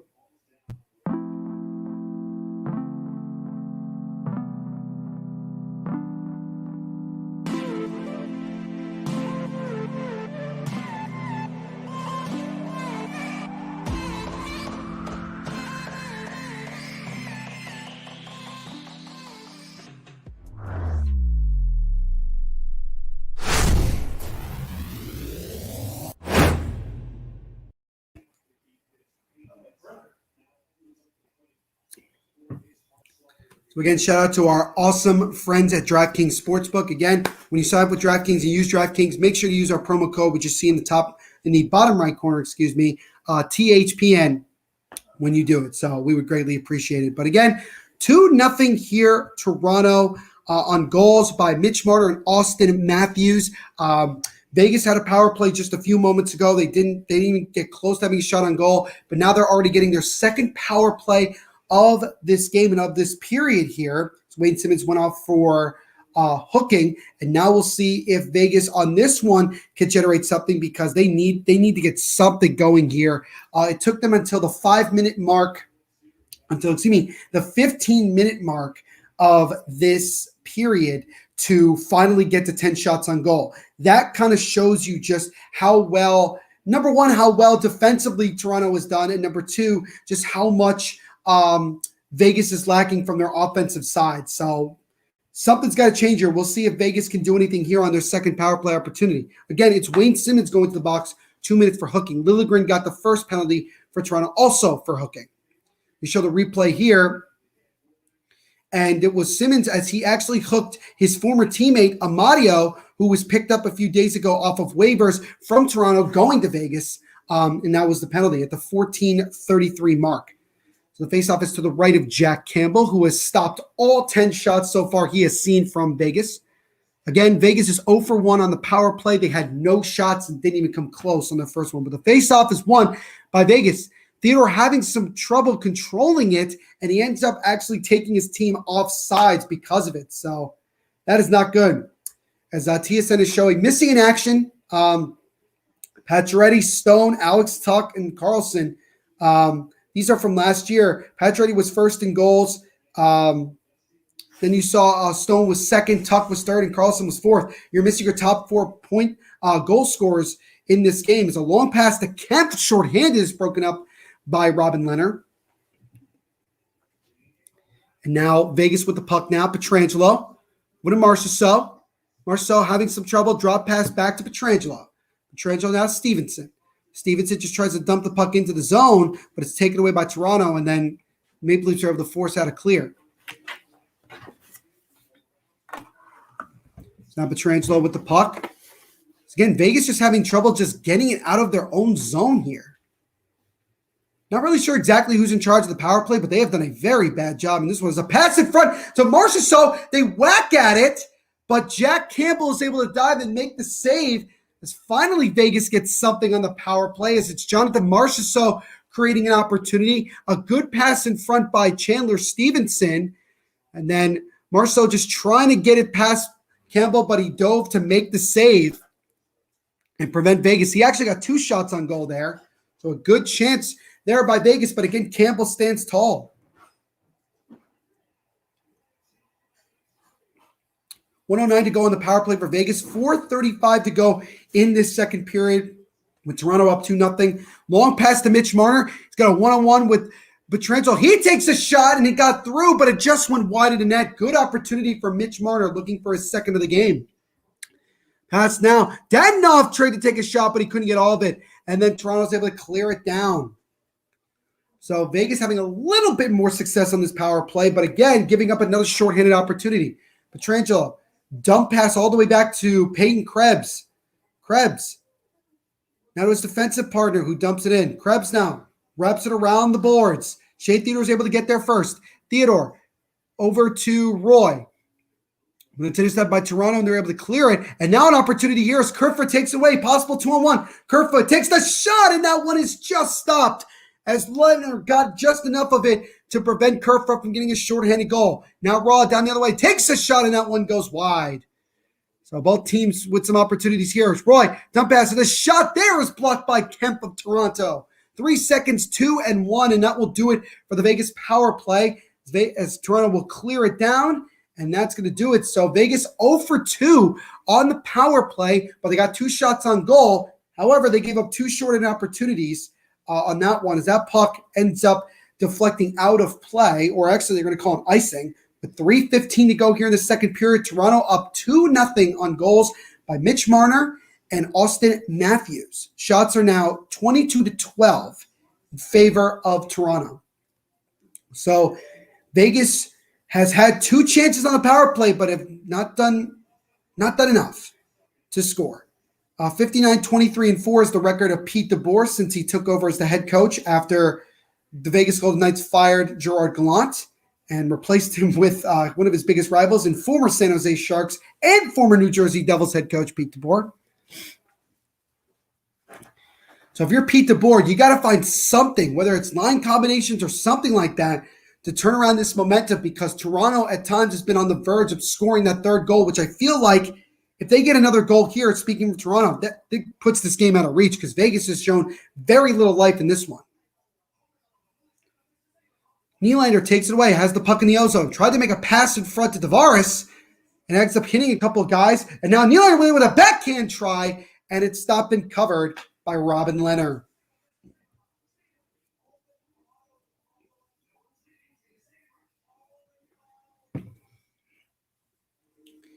So we're approaching the final almost 2 minutes of this period, and I've talked about this before.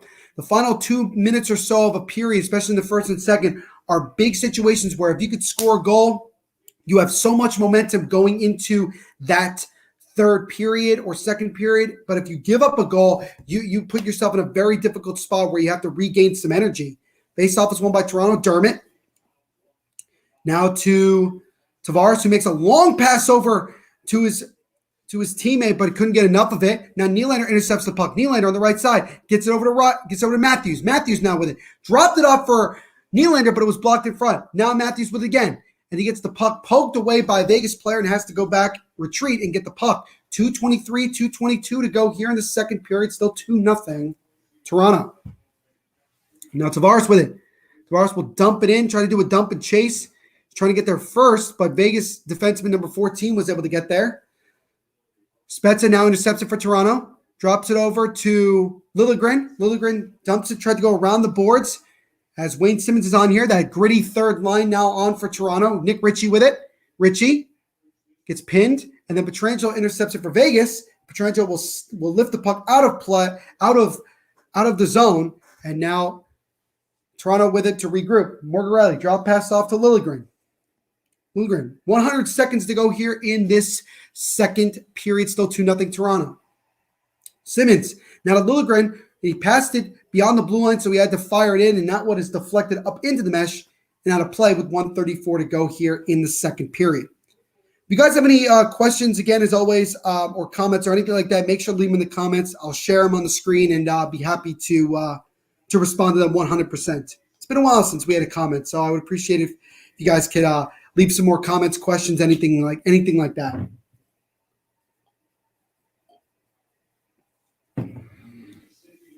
Faceoff is won by Vegas, and they'll fire it down the other way. Will it be enough for an icing? And it will. So faceoff will go back into the Vegas zone. So we'll see here if Toronto, who has continued to dictate the pace of the game since the first puck drop, with already having themselves a 2-goal lead, can they find a way to get a third goal and really, in many ways, in my opinion, kind of put this game out of reach, because Vegas has continued to show very little to no life in this game. Face off to the right of Leonard, and it is won by Vegas. McNabb fires it around the boards, and he got it to, and it was intercepted by Sandin at center ice, and now Toronto has the puck. Marner chips the puck in as Matthews tries to go get it, and he's able to get it for just a second, but then it's taken away by Martinez. But Toronto regains the puck in their own zone. Now, fires it over to Carrier. Marner now intercepts it at center ice. He dumps it in. 1 minute to go here in this second period. Toronto up 2-0. It's intercepted by Toronto. Marner with the puck now. Marner over to Nylander. Nylander back to Marner. Marner tries to make a pass over to Riley. He does. Riley with a pass in front and a redirection, and it goes in. And it's Austin Matthews on the rebound. As Matthews got the pass from Riley on the sharp angle right side, the first shot was stopped, but then it popped over Leonard, I believe. But nonetheless, it's in the back of the net.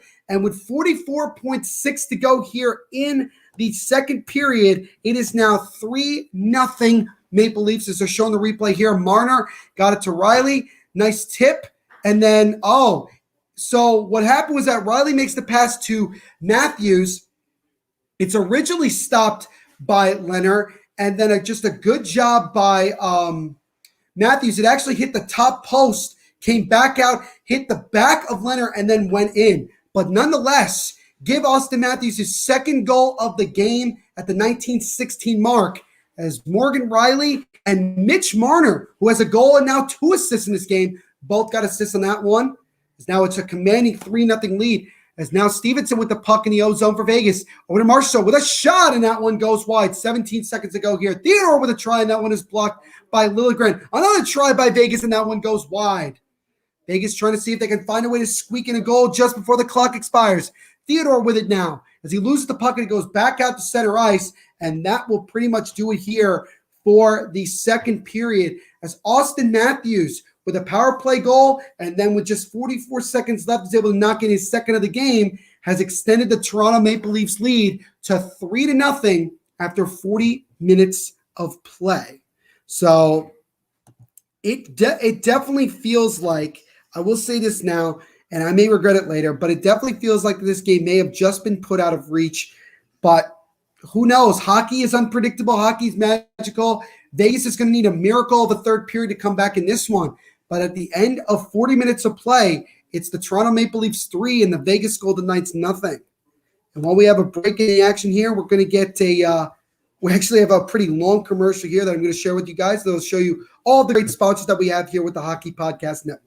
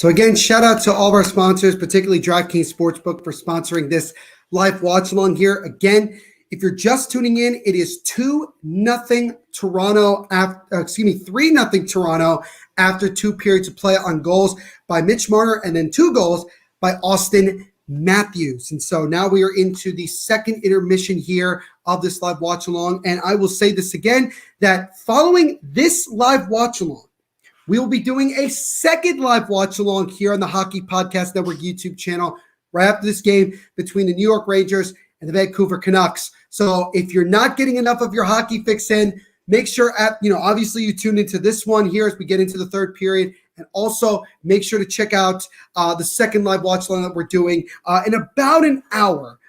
It starts around 9:45, 9:50-ish. So obviously, the game will end. I'll do a quick sign off and then that will be the end of that. Then you guys, 5 minutes later or so, we'll be live once again. So make sure you go check that out. Leave a like on that one. Subscribe to the Hockey Podcast Network YouTube channel if you haven't already. And hit that notification bell so you don't miss any new hockey content that we post here on the YouTube channel as much as we do. So now that we're into the second intermission, we have some time here. And I've been talking, obviously, the entire time for nearly 2 hours. But then again, it's my job, and that's what I like doing. I want to discuss something that kind of involves the Vegas Golden Knights, and I think it's important to talk about because it's definitely a topic of discussion. Right now, at the time of this live watch-along, Jack Eichel of the Buffalo Sabres is still a Buffalo Sabre. But recently, we have gotten some words that there might be some traction on an actual trade. And one of the teams that has been rumored and potentially a trade partner is one of the teams playing in this game, the Vegas Golden Knights. Now, let me read you some of the notes that I have here so I can give you guys a pretty good description of what's going on. During a Friday appearance on Sportsnet's The Jeff Merrick Show, Elliot Friedman, who's one of the more well-known hockey reporters in the NHL, works for Sportsnet, reported discussions between the Sabres and the Vegas Golden Knights have recently heated up. Interesting. Daily Faceoff's Frank Saravalli made a similar report earlier in the week. He indicated Sabres management and the Eichel camp hope to find a suitable trade deal to avoid the 25-year-old center's filing a grievance through the NHLPA.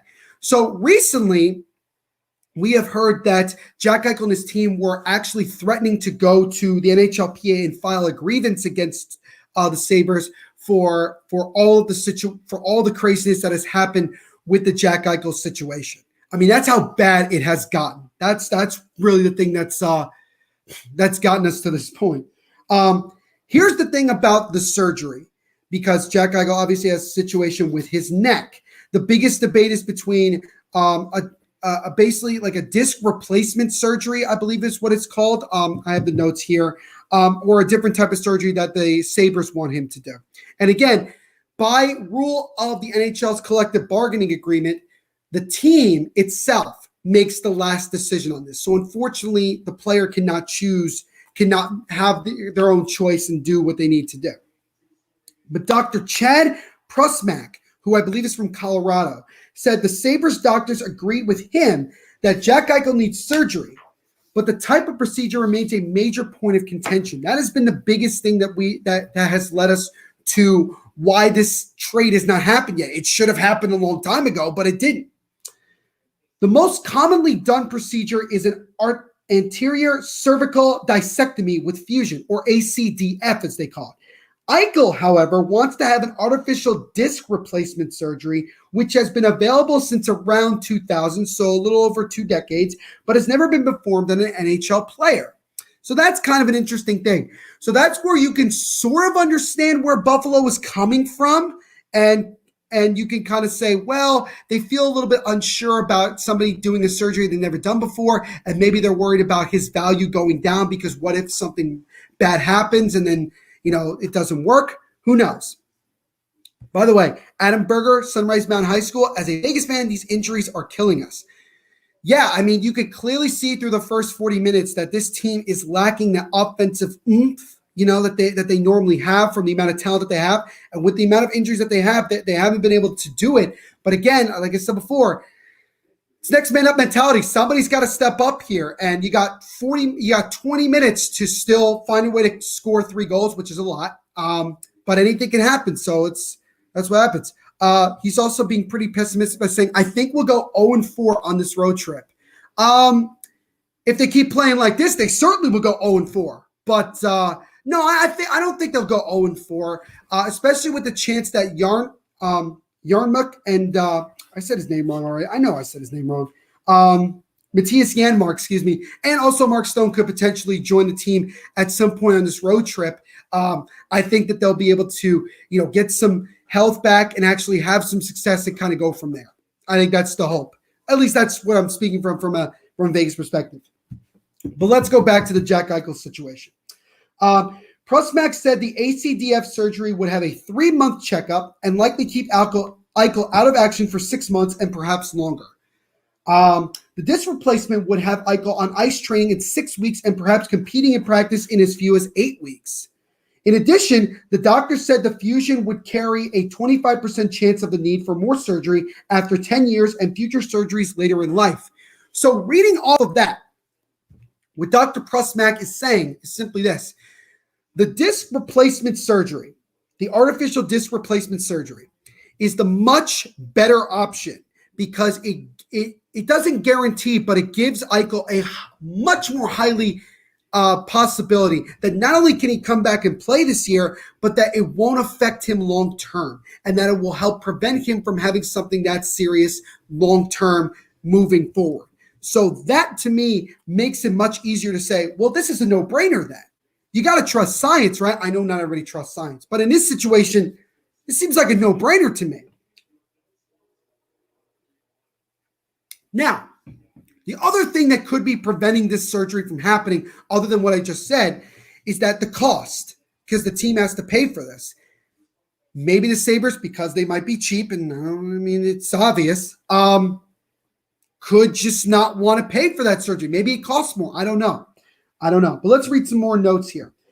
Prusmack characterized the disc replacement surgery as a likely, quote, one and done, end quote, scenario that the 10-year follow-up visits show 4.8% of patients need a new surgery. I don't know who else has gotten this surgery. Obviously, it's never been a hockey player, so you can understand how there's no necessary, example of this. But at the same time, you're just seeing how 4.8%, that's very small percentage that somebody needs a second surgery. This just makes too much sense to me personally, talking about as an outsider, but it just makes too much sense for them not to allow Eichel to do this. And Eichel has listened to his team and has gotten the information and has understood this very clear that this makes the most amount of sense for him health-wise. Now, as far as the asking price is concerned, sorting out the Sabres asking price continues to remain a sticking point. Vegas Hockey Now's Dan Kingerski reported sources indicated the cost could be a first-round pick plus a combination of top prospects, a young NHL defenseman, and a top 6 forward under control. The latter refers to a forward under contract beyond this season. That's what they basically mean. They don't want to get somebody that's not going to be under contract after this year. Ed Graney of the Las Vegas Review-Journal wondered how the cap-strapped Golden Knights could take on Eichel's $10 million cap hit, speculating perhaps a third team might get involved to broker a deal. Here's the thing. The Vegas Golden Knights, shockingly enough, don't have absolutely no cap space whatsoever. There was literally, from a cap perspective, no way in hell that Vegas can do this unless they're able to move more than one guy who's making a pretty chunk amount of money to go over there. That's why somebody like Pacioretty or even a guy like Riley Smith has been asked, not been asked, but has been rumored to be involved in this deal. Maybe a guy like Evgeny Dadonov. So, that's the thing that we're into. Now, as far as Eichel's contract is concerned, Jack Eichel's contract is $10 million per year until the end of the 2026-27 season. So wherever he goes, he's going to be there long term. So the thing that we're in right now with regards to Jack Eichel is still this. He wants to be traded. He wants to get the surgery. Buffalo refuses to do the surgery. They stripped Jack Eichel of his captaincy. He still has not even gotten the surgery or has and everything. He's just sitting around waiting. And we thought he was going to get traded in the summer. It's November 2nd, and he's still not been traded. So I don't know where this is going to go. I have no idea where this is going to go. Recently, Elliot Friedman said that the teams that are rumored to be involved in this at this point are 3 teams: the Golden Knights, the Calgary Flames, and the Anaheim Ducks. Anaheim has the most likely chance from a cap perspective to get something going because they have cap space. They have a lot of youth in their farm system and go from there. I don't think Anaheim would do it unless they felt comfortable enough with some of the other guys that they have that they can do that. Calgary would do it because they're trying to feed off of how well this core has done so far and how much Calgary's had success this season early on, and go from there. Vegas has been dying to find that top line centerman. But here is the thing that everybody has to remember. The Jack Eichel is not going to come play right away. He has to get the surgery. Whoever trades for him has to be okay with him getting that surgery.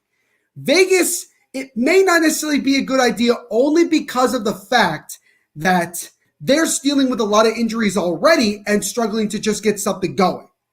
So that could be it. Calgary could make the move and still probably be able to play and not lose so much. But again, what would Buffalo be interested in acquiring from Calgary or Vegas or anybody and go from there?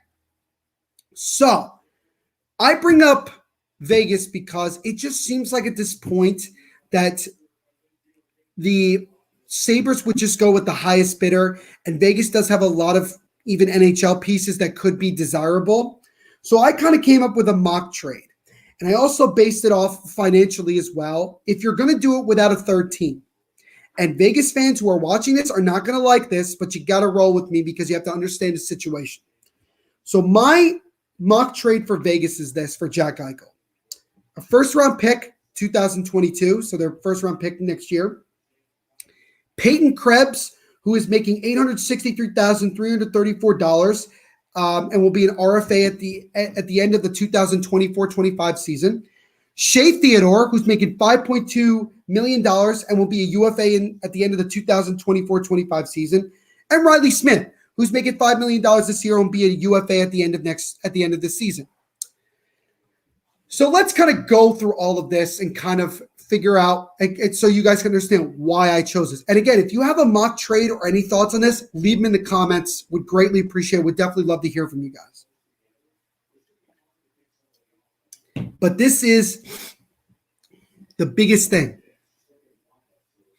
With the first round pick, look, Buffalo is a rebuilding team. They need first-round picks to get some more young talent in there.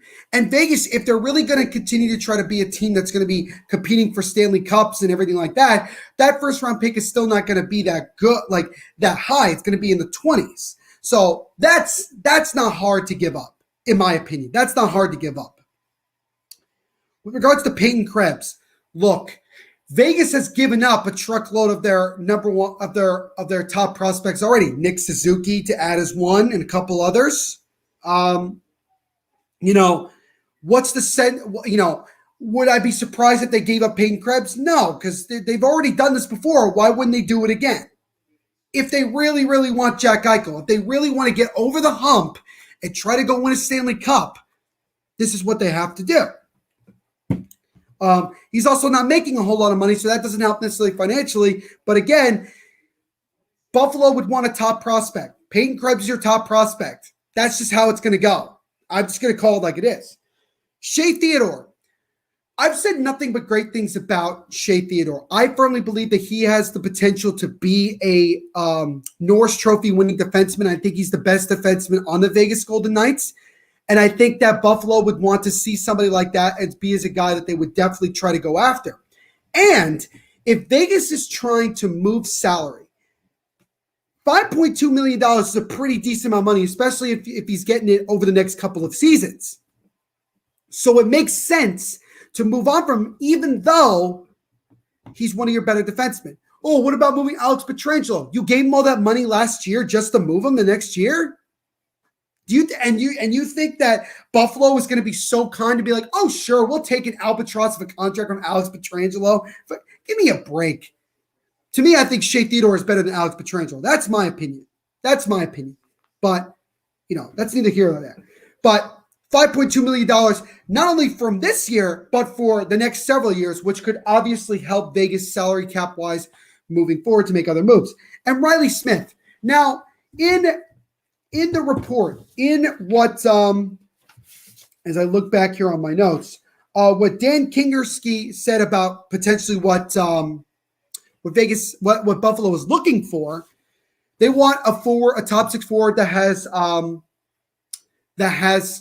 term after this year. Riley Smith does not.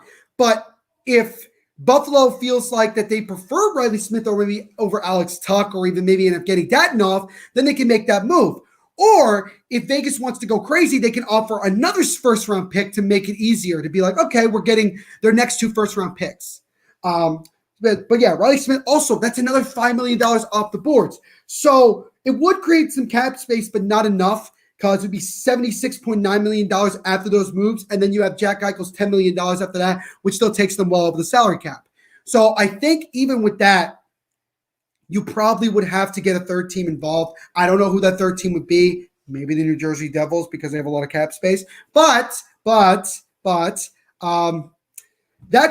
would be my mock trade for Vegas getting Jack Eichel. So I'm hoping that this saga ends soon, but I don't know. It just doesn't seem like it has any ending point. But no, we'll see. We'll see what happens here.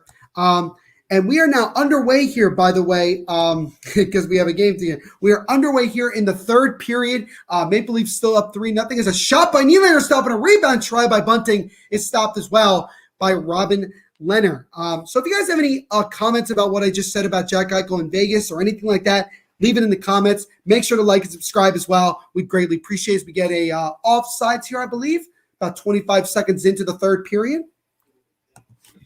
So again here, ladies and gentlemen, after this live watch along, don't go anywhere, because right here again on the Hockey Podcast Network YouTube channel, we'll be having another live watch along, this one between the Vancouver Canucks and the New York Rangers. That one will start at 9:45 or a little bit after, depending on how this game ends, but it's 8:57 local time here, East Coast time, and there's a good chance that this will end before that.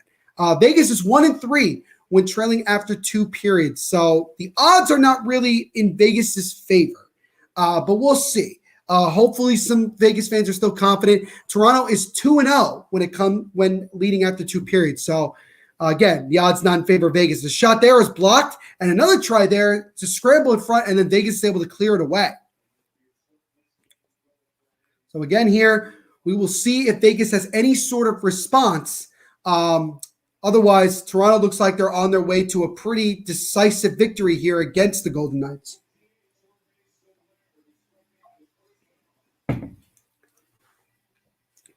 No, as Engvall is dragged down a little bit and stopped by McNabb. Now Coughlin has it, and he dumps it out of the zone, and now Vegas comes down the other way. Peyton Krebs, guy I just talked about, dumps it in. Liljegren now takes it away from him. Now Toronto tries to get it out. Engvall dumps it off to Kemp. Kemp now with it at center ice. Kemp will take it in, and he'll stay on sides here. But actually, no, he won't stay on sides. They'll call an icing. It's actually Kasha who was off sides. And we get a stoppage of play. 18:24 to go here in the third period. Again, if you're just tuning in, welcome. It's a live watch along between the Vegas Golden Knights and Toronto Maple Leafs. Toronto on goals by Mitch Marner, and then 2 by Austin Matthews. Lead 3-0 as we're early on here in the third period. I am Neil Villapiano. I am the host of the Devil's State of Mind podcast, which covers all things New Jersey Devils. On the Hockey Podcast Network, we post new episodes every Monday and Thursday. It's a hard hit there by one of the Toronto players. Looks like no penalty was called. It looked like it could have gone either way, but the refs say play on. Again, here, if you have any questions or anything, make sure to leave them in the description. Right after this, I'm definitely going to be tuning into the Devils game. They're going to be playing the Anaheim Ducks starting at 10 o'clock. So right after I do my work, I'm going to be watching another game here on ESPN Plus. I'm watching this game on ESPN Plus. I would highly recommend getting a subscription if you can, if you want to watch out-of-market games, especially if you're in my position where you're not local to either of these teams. As Nylander tried to make a pass in the slot, but it's broken up and a takeaway by Riley Smith. Smith will dump it in. Smith, another guy I mentioned in potential trade for Vegas to acquire Jack Eichel, is one of the pieces. Now Toronto gets it. Nice pass. Nylander has a step on Martinez, takes a shot, and he scores! It's William Nylander on the far right side. He beats short side on Robin Lehner, and the Maple Leafs continue to roll on here as they make it now 4-0, just a little under 3 minutes into the third period. So Nylander, who had an opportunity like that earlier, as they're actually showing the replay, it was right at the beginning of the period.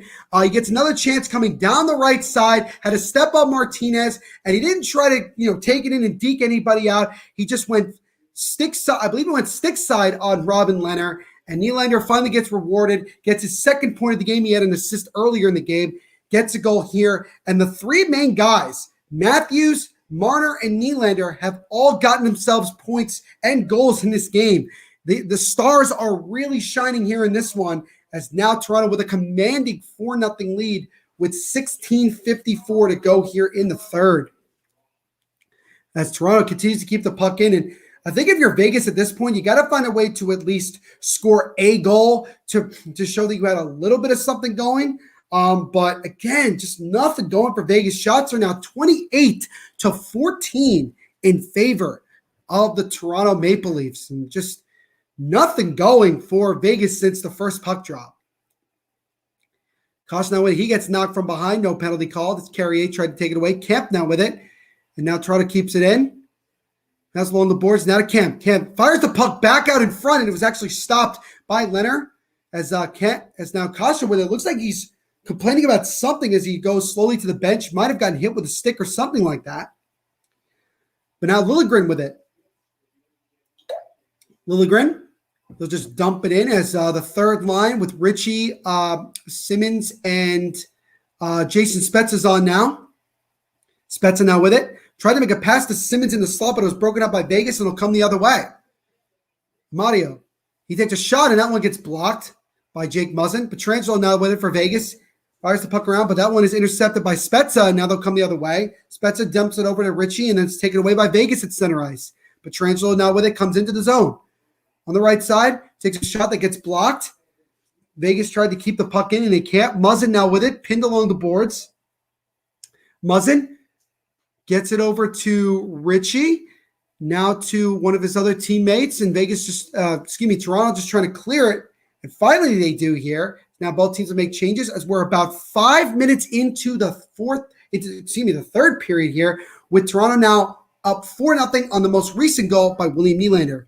Hawks Girl saying, hey, what's up? Hope you're doing well. If you have a chance to watch this game, hope you're doing well. Thank you for jumping on and saying hi. We appreciate it as always. Leonard with the puck behind the net. Pass it over to his defenseman. Now goes over to Stevenson. Stevenson coming down the right side.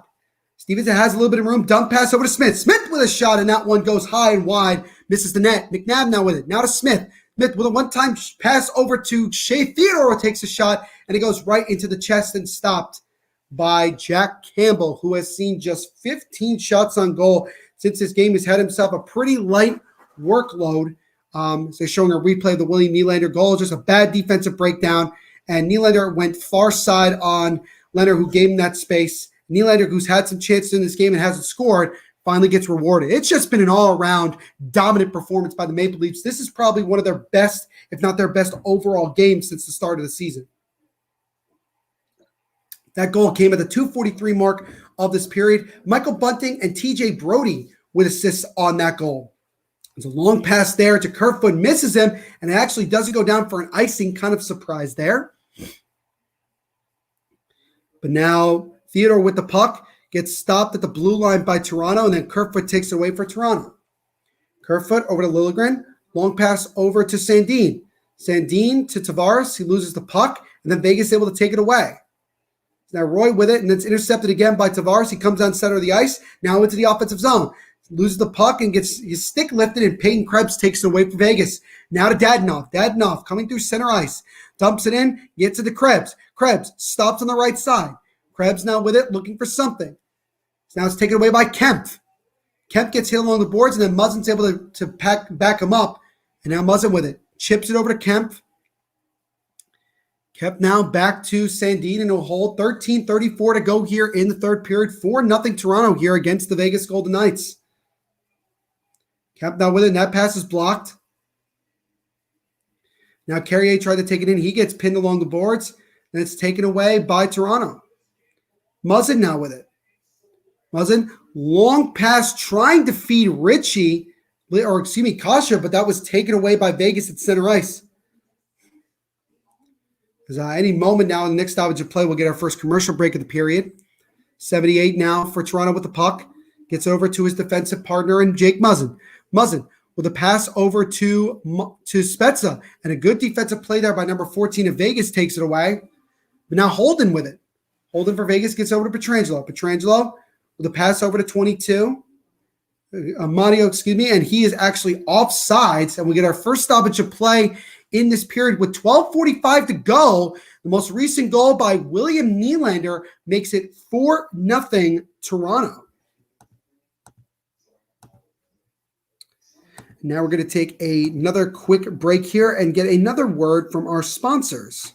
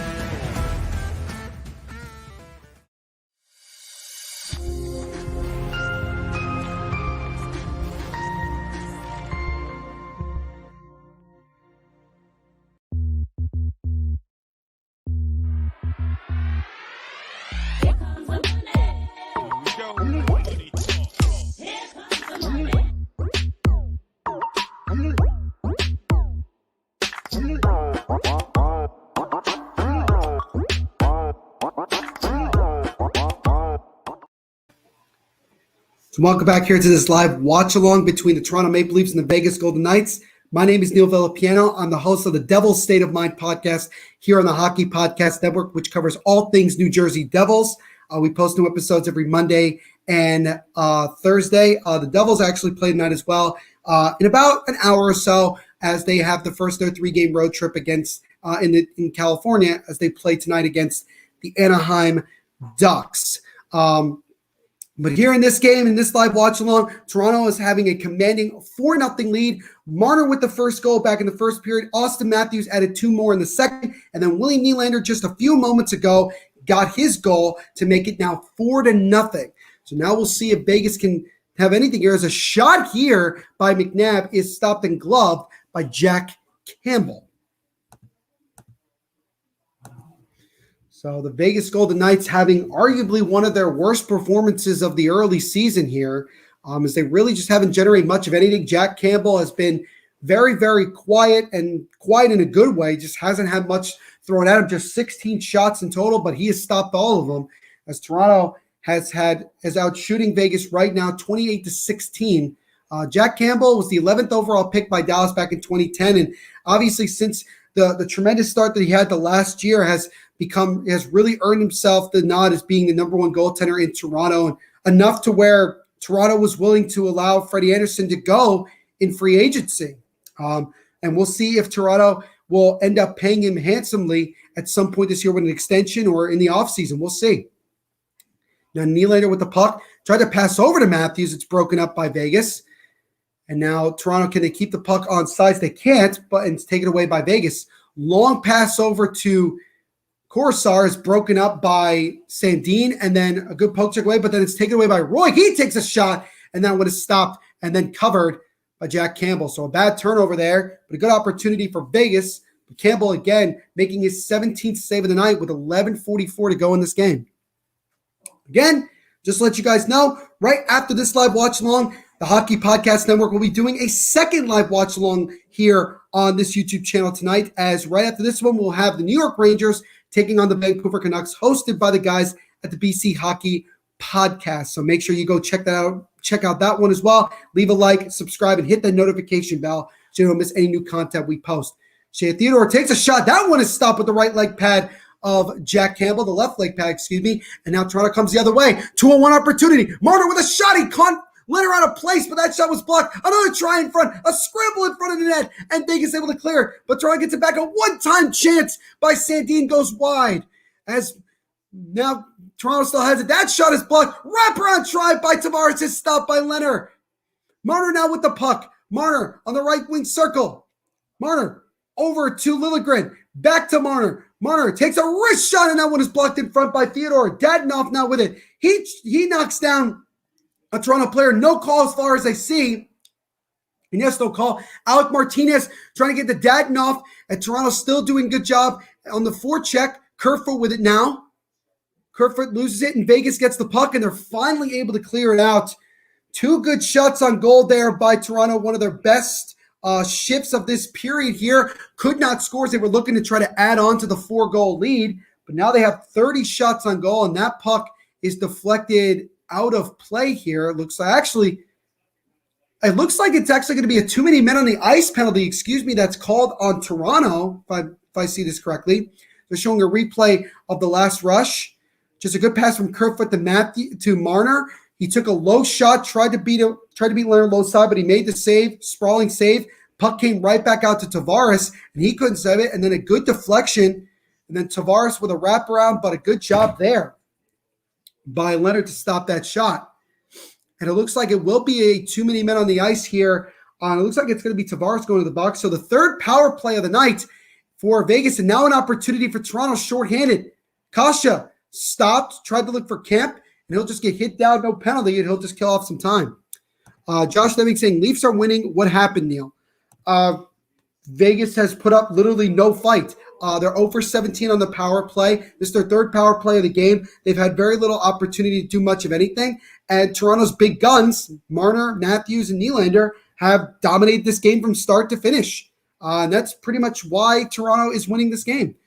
Vegas, you can definitely see with the amount of injuries to their main guys, has been really showing in this game, and they're just lacking a lot of offensive fire in this game. And Leonard's tried to do as much as he can, but unfortunately, it's still 4-0 Toronto.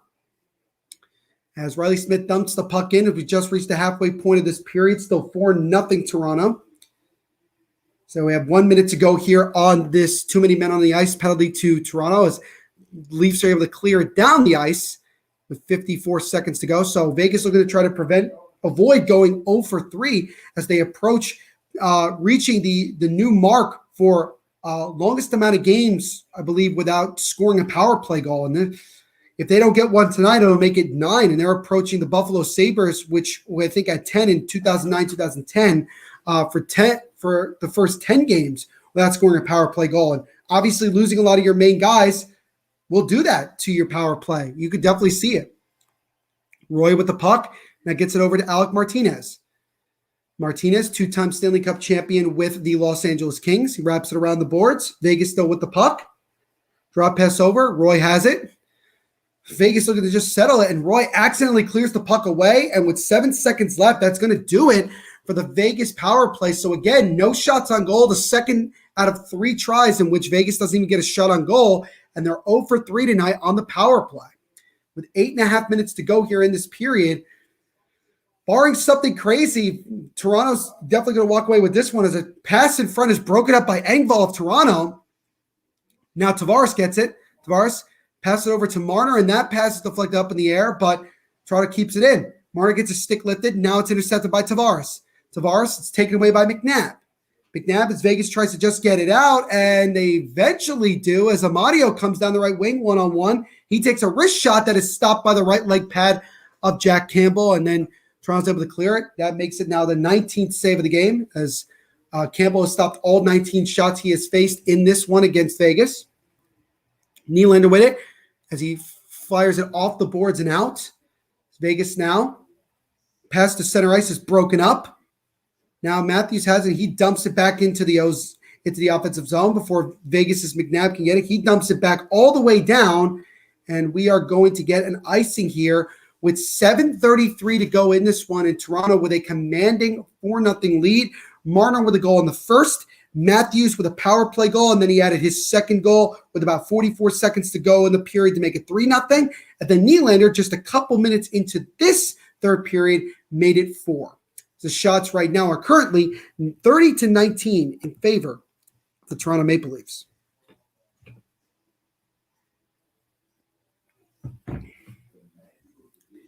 Faceoff is won by Vegas, and now Riley Smith will take it, and here comes Vegas down the other way. Potential 3-on-1. Riley Smith tried to get it over to Marchessault, but the pass was broken up.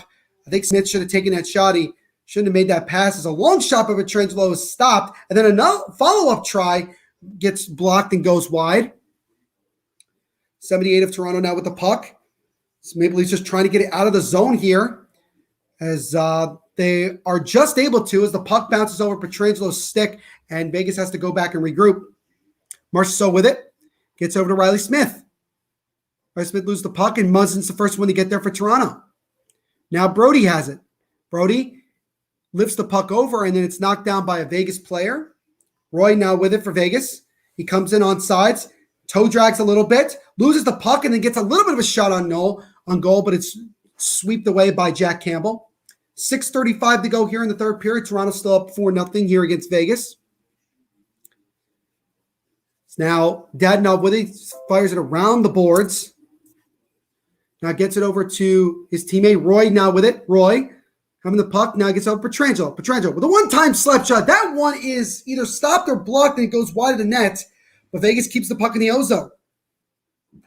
14 with a shot, and that one may have gotten through to Campbell, but it didn't go in. Vegas with it. Roy over for a one-time pass, and that one is blocked in front on the one-time shot. And now Toronto comes the other way. It's Wayne Simmons. Wayne Simmons with it. Drop pass over to I believe that was Nick Ritchie, but he couldn't control it. But now Toronto has the puck in the ozone. Liljegren to Spezza. Jason Spezza with a wrist shot, and that one might have gotten a piece of Robin Leonard, but it doesn't go in. Toronto still with the puck in the ozone. Simmons, and then it's taken away by Alex Pietrangelo. And he tried to clear it at center ice, but Liljegren lifts the stick. But now Kemp has it for Toronto. Kasha, power move, dumps it in, chases the puck. Leonard's going to play it behind his net and wrap it around to Peyton Krebs, and it's easily cleared by Alec Martinez.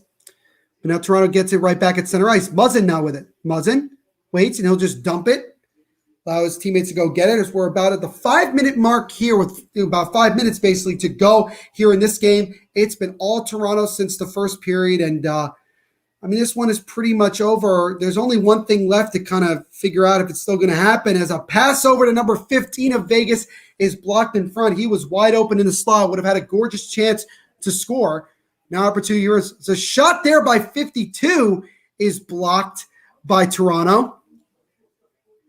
Now Muzzin with it for the Maple Leafs, as we've gone a pretty decent amount of time without a stoppage of play. Is now Engvall with it for Toronto. He'll get it over to Tavares, tried to send him out, but he couldn't.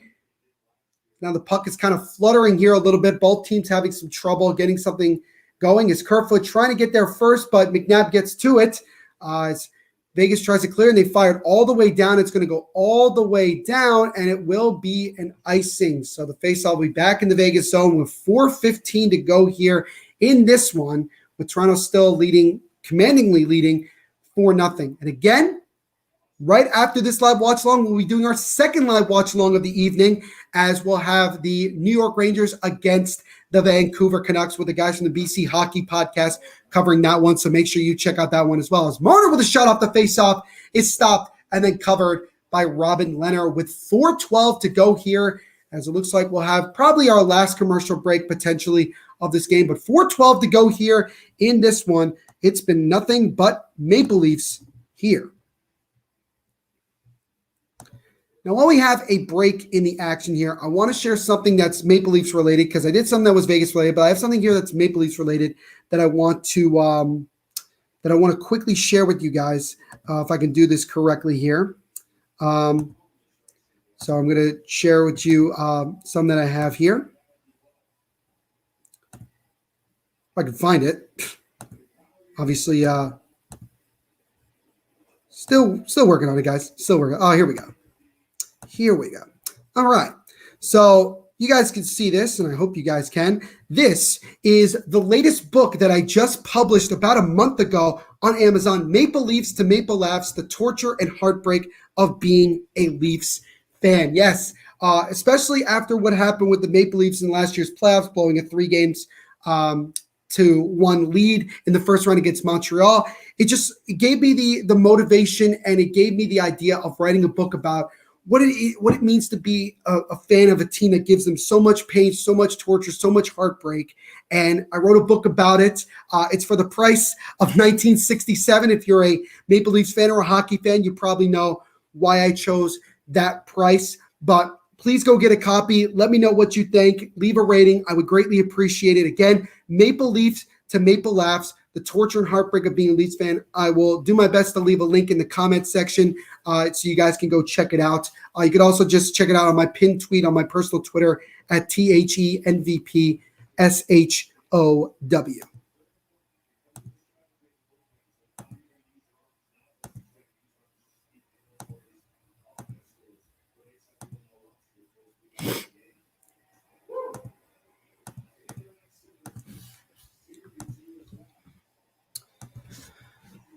So we got back to the game here. A little over 4 minutes to go in this game here, as Toronto is on their way to a very decisive victory.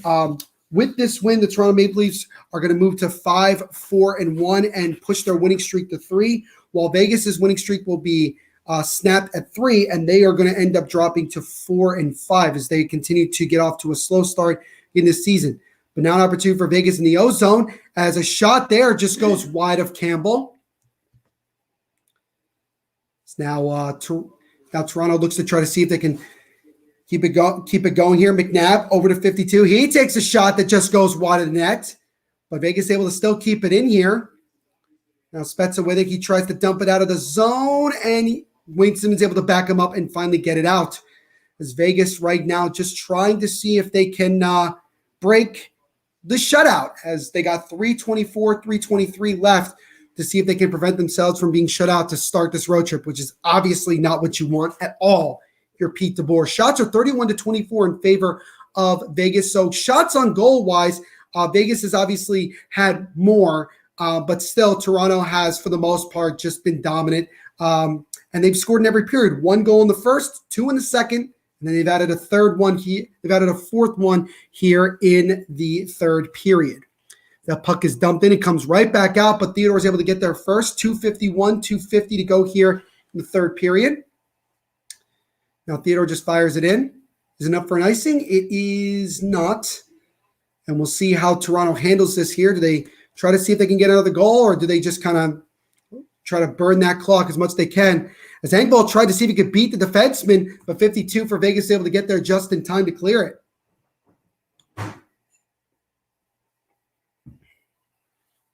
Kasha leaves it for Kempf.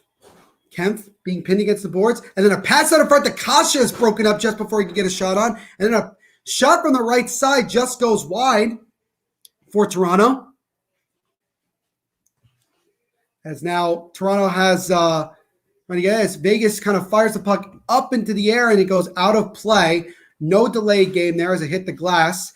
And we get another stoppage of play with 2:03 to go in this one. We'll get to our final commercial break. And it's still 4-0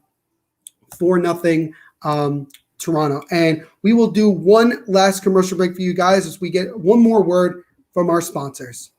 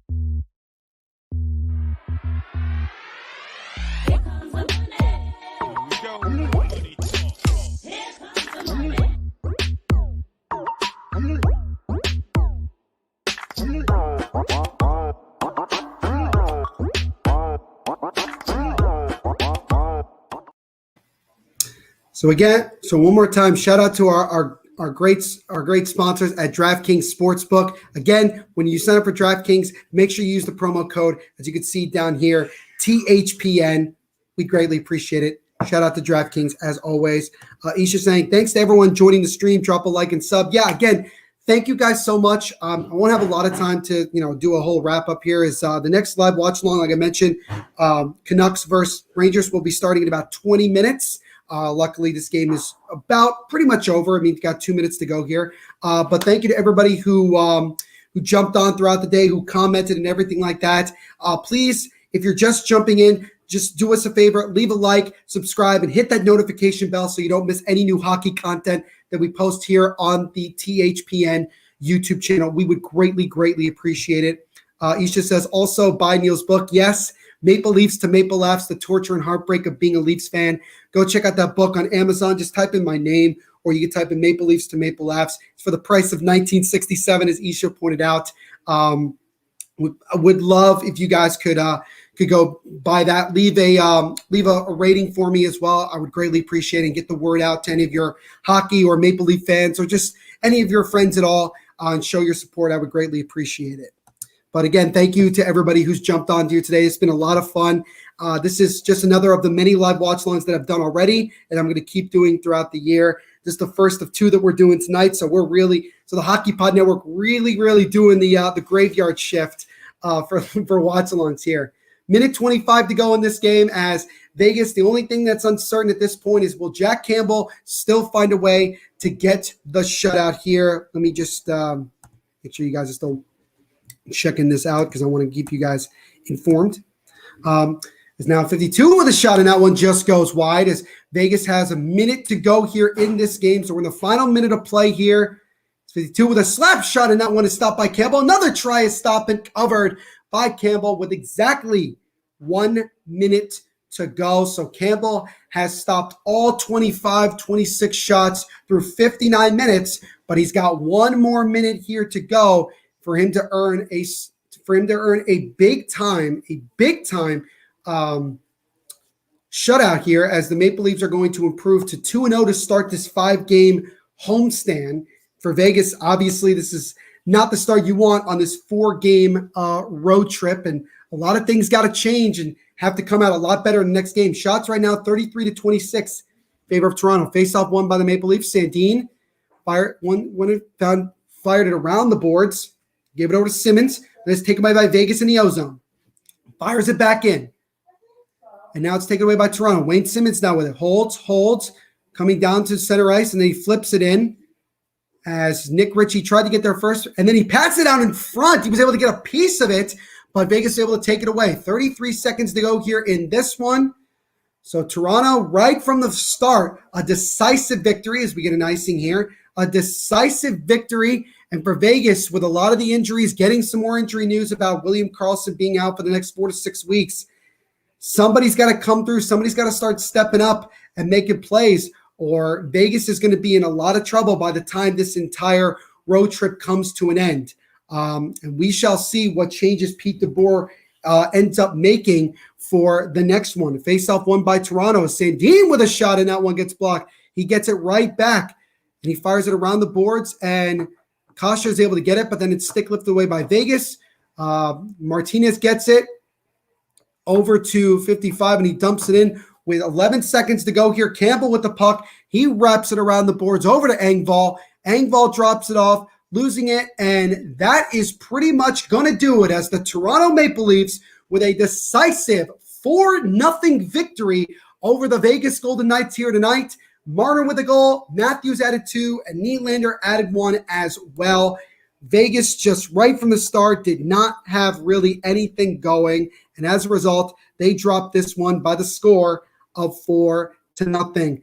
Thank you guys once again for joining me here on this live watch along. I greatly appreciate it. You can find me on Twitter at THENVPSHOW and on Instagram at NVPQB11. If you want to check out the Devil State of Mind podcast, which I'm the host of and run everything for it, social media and all, Make sure to follow us on Twitter at Devil State, Instagram at Devil State of Mind, and like us on Facebook, Devil State of Mind Podcast. Subscribe to us wherever you listen to podcasts. We post new episodes every Monday and Thursday, talking all things Devils and also all things hockey as well. As I mentioned before, make sure you go check out my book, Maple Leafs to Maple Laughs. The torture and heartbreak of being a Maple Leafs fan is for the price of $19.67, and you could probably guess why I chose that price.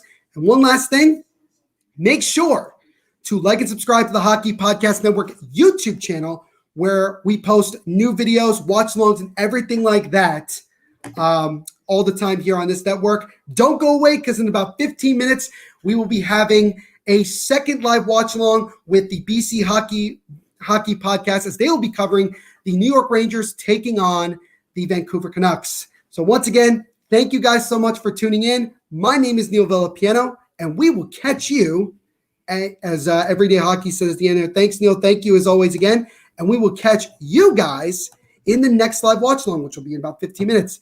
Everyone be safe. Thank you as always. Catch you next time.